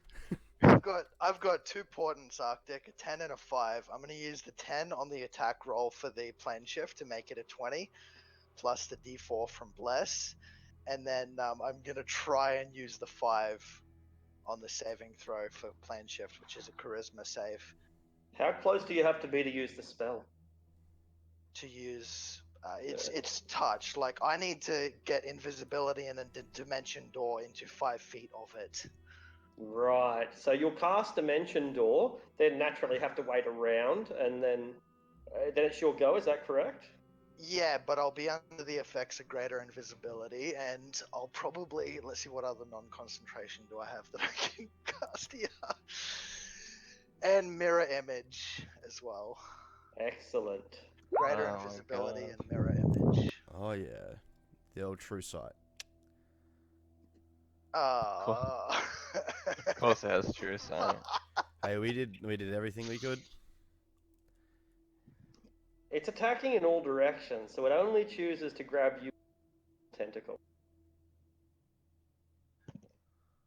It has to roll mirror image, so a d20. I think because it has true sight, it sees through it, right? I'd say Oh, so. for mirror image, does it? Oh, fuck. Think Yeah, let's True see. Sight sees through illusions. Fuck! Fuck! Oh no. So even if I cast shield, my AC is 21. Can you cast spells while restrained? Yeah, I can. All right, it's your turn. So 21 points, so that'll bring me to 45. And then, yeah, alright, I'm going to cast Plane Shift, which I'll post the spell. is this will be my 10 portent plus my 10 attack thing for spell attacks plus 3, so it's a 23 to hit. That hits. And then I will use my portent to give it a 5 for a charisma saving throw. Oh! It's got plus 17, plus 7 dex, plus 14 con, plus 13 intelligence, plus 11 wisdom, but only plus 5 charisma. Ah! So it fails that, but the real question is, does it have the legendary save to resist? That's what I legitimately don't know if Krakens do, and I don't know what you're using for an astral Kraken. I was sure that they would, and I was wrong. So just bitch slap it in the Zental Keep. 50,000 XP.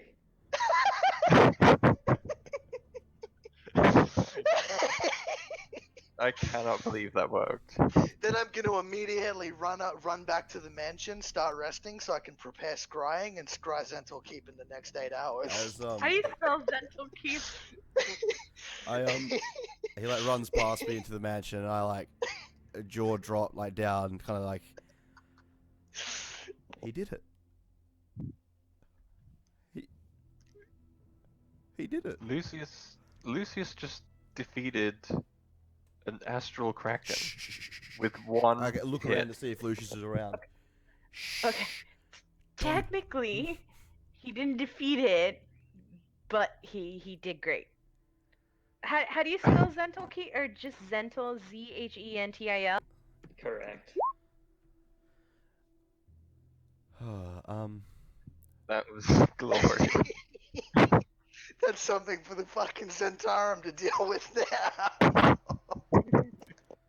I sincerely hope it doesn't come back to bite us. Fuck.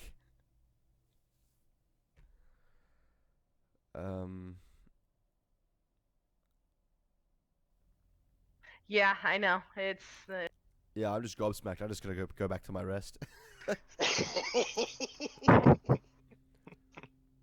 continue to fall through the nether. And you know Arctic's noted that down. It is going to come back up when we return to the material plane. If it hasn't needed the material plane. Zental Keep is now in ruins. Good God.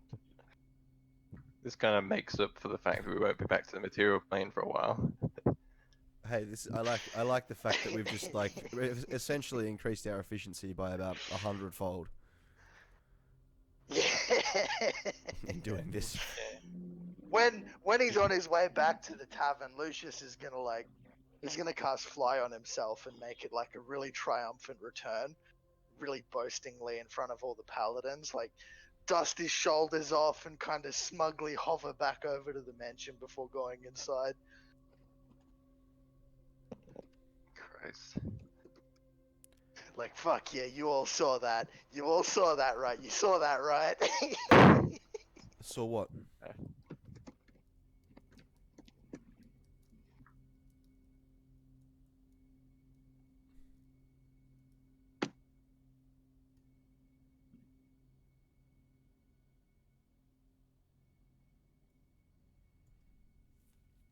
The party just pretends the whole astral kraken thing was. We're not acknowledging it because of Lucius. Yeah. So what? I don't know what you're talking Go about. out about her business. Nice spell. Nice spell.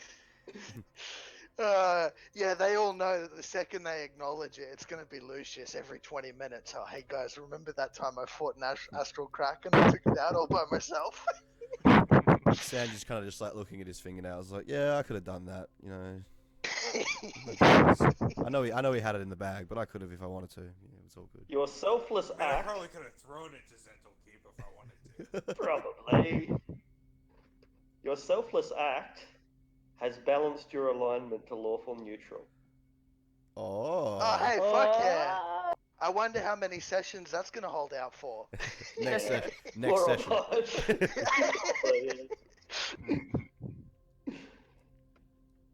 Well, Adrastia.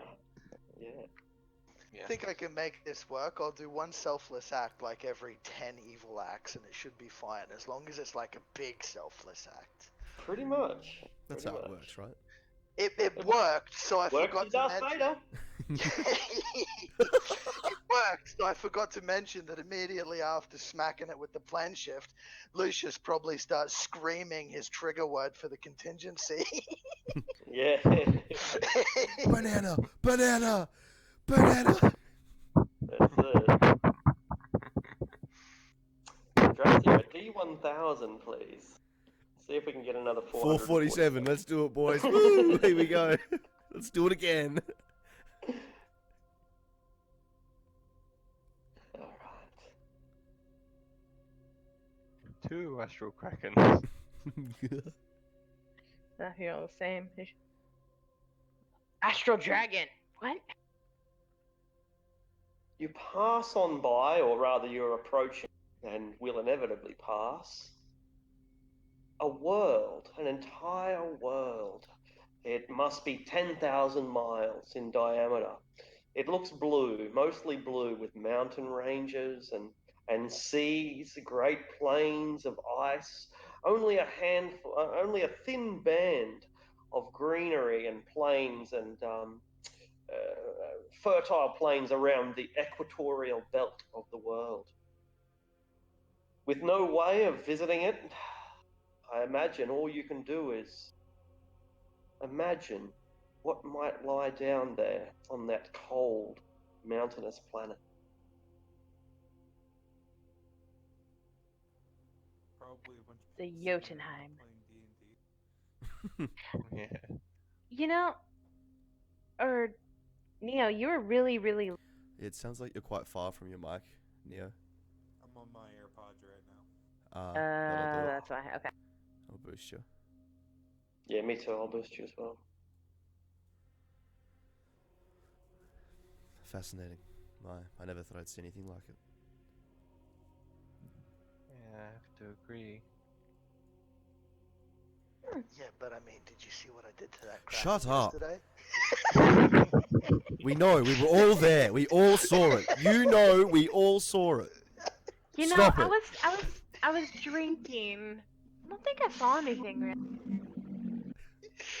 It was an outstanding maneuver, and you know it was. I saw it. We all saw it. Lucius, a D1000.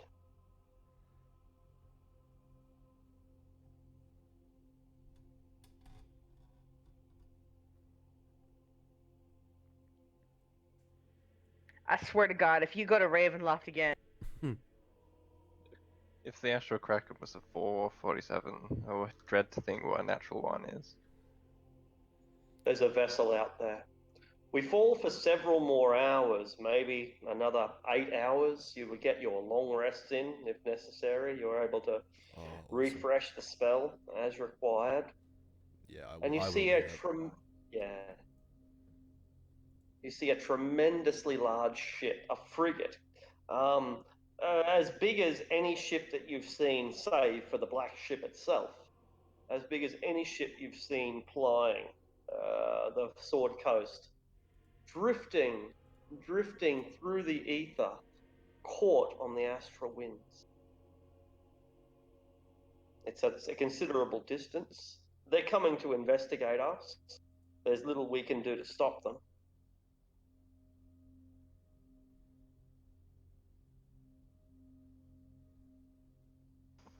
Yeah, it might be worth playing wait and see. Depending on what it is, we might be able to get some of the civilians off the an city. excellent thought. Yeah, perhaps they might even be merchants, maybe? Are there merchants in these parts? I don't know. I mean, it could also be a ship filled with eldritch horrors, but Absolutely. I hope it isn't. At a mile distant, it's clear that they are a warship. They are armed heavily. The ship itself is plated with copper plates. The warriors are far taller than any of you, a good 9 or 10 feet tall. They're ogres, but they appear to be highly civilized ogres, advanced ogres whose level of technology probably exceeds Waterdeep itself. Oh god, these guys. I think I know what these are.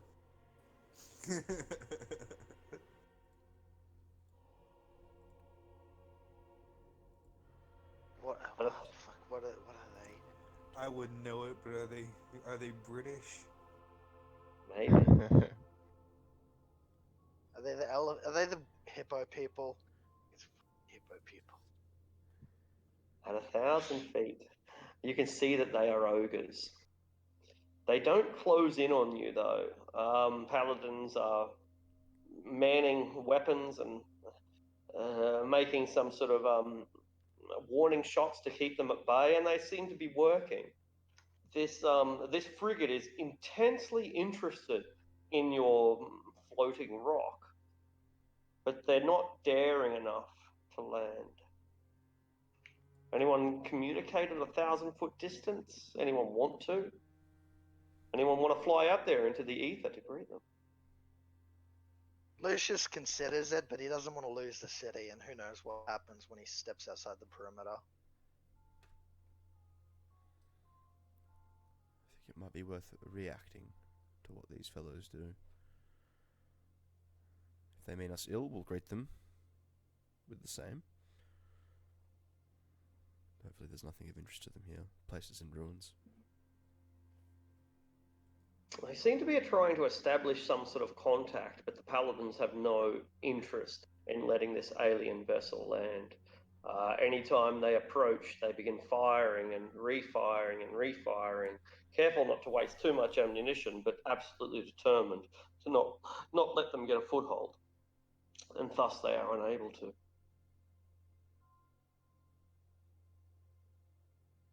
This occurs for several hours, and assuming that you keep your distance and, as you say, wait to react rather than act, they drift back onto the Ether to find easier pickings elsewhere. One thing Lucius would do is try and send his homunculus out into the astral sea and see what happens. It has no negative effects at all. Whatever bubble, but the homunculus doesn't have. It doesn't. No, doesn't have to breathe. Ah, no, because it's a construct. No. So the homunculus tells you this very important information. There is a air bubble that surrounds the entire city of Elturel, out to a distance of somewhere between 100 and 500 feet. This tremendous air and gravity bubble. Once it goes beyond that air and gravity bubble, it's out in the depths. It's cold, it's lonely, it's almost silent. There's no air, there's no sustenance, but it does have complete control over its movements. It's no longer bound by gravity. It can move in any direction that it thinks.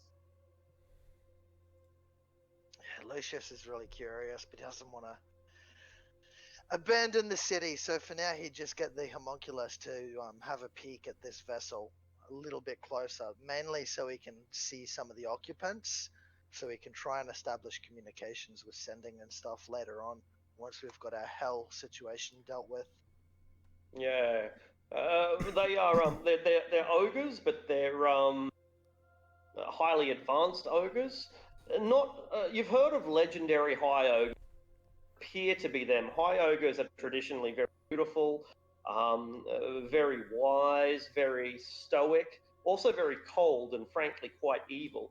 This is the common ogre, as it was. They have tusks and beady eyes and protruding bellies, but their fashion sense is rather impeccable. They look like, naval officers of the Age of Discovery. They have cannons and all sorts of more. Would we have seen the homunculus go outside the dome? Or the dome? Unless Lucius was keeping it a secret, I don't know. Yeah, I'm probably like narrating all of this, and I'll grab a bit of pen and paper, and I'm gonna use my fabricate spell to like create images and sketches of the ship and the occupants and stuff. So it's not something he's trying to hide at all. Like he's showing, cool. No, that's probably referring to Sanj with a lot of this stuff. Like, oh, what's your take on this? And, I interesting, yeah. I'd like to use the quadrock of elemental, I believe it's elemental water. Try and conjure a watery sphere outside the protective sort of layer, if I can. It remains in water state. It doesn't turn to ice. And does So it? it's not. And does it frigid. remain spherical? Holds its shape. It does, yeah. All right, I'm Yeah, gonna pull it. I'm gonna pull it back towards me. There's resistance at the kind of skin, if you will. But it passes through the skin. I'm going to get into the watery sphere. Mm-hmm. I can breathe water. Well, I'm partially amphibious.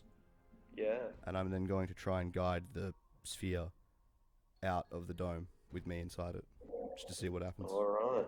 You are the newest captain of the Astral Sea. Rather actually, I just had a thought here. Rather than using my fabricate spell on sketching and stuff, I can do all that by hand. Is there any like small meteorites or anything like physical objects in the Astral Sea? Absolutely. I want to try and snatch some of them with the homunculus and bring them back. And rather than that, once I've got enough materials, I want to try and take the supplies and find like a forge or something. And I'll use spells to get it running, but I want to see if I can create an attunement fork for plane shift for the Astral Sea. It works. Now I definitely know what me and Sandra are researching once we've finished our trip to hell. Alright, I'll bring the sphere back in with me inside it and land safely. See, I'll spend the next hour or two doing that. I'll make a attunement fork for the Astral Sea. Excellent. Man, I gotta tell you, that was pretty awesome. Whew. I'm all giddy. Yeah, it was pretty cool. Did you see me bitch slap that Kraken yesterday? I swear to God. Yeah. I swear by the astral kraken that you sent to Zental Keep.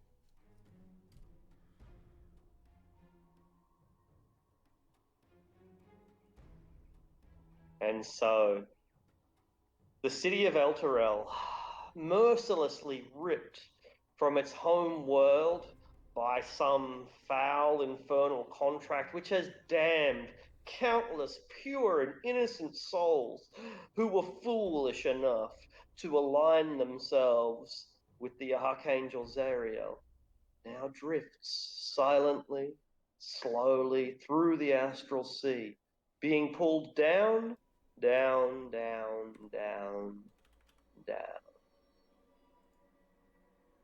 We shall leave it there for one more week.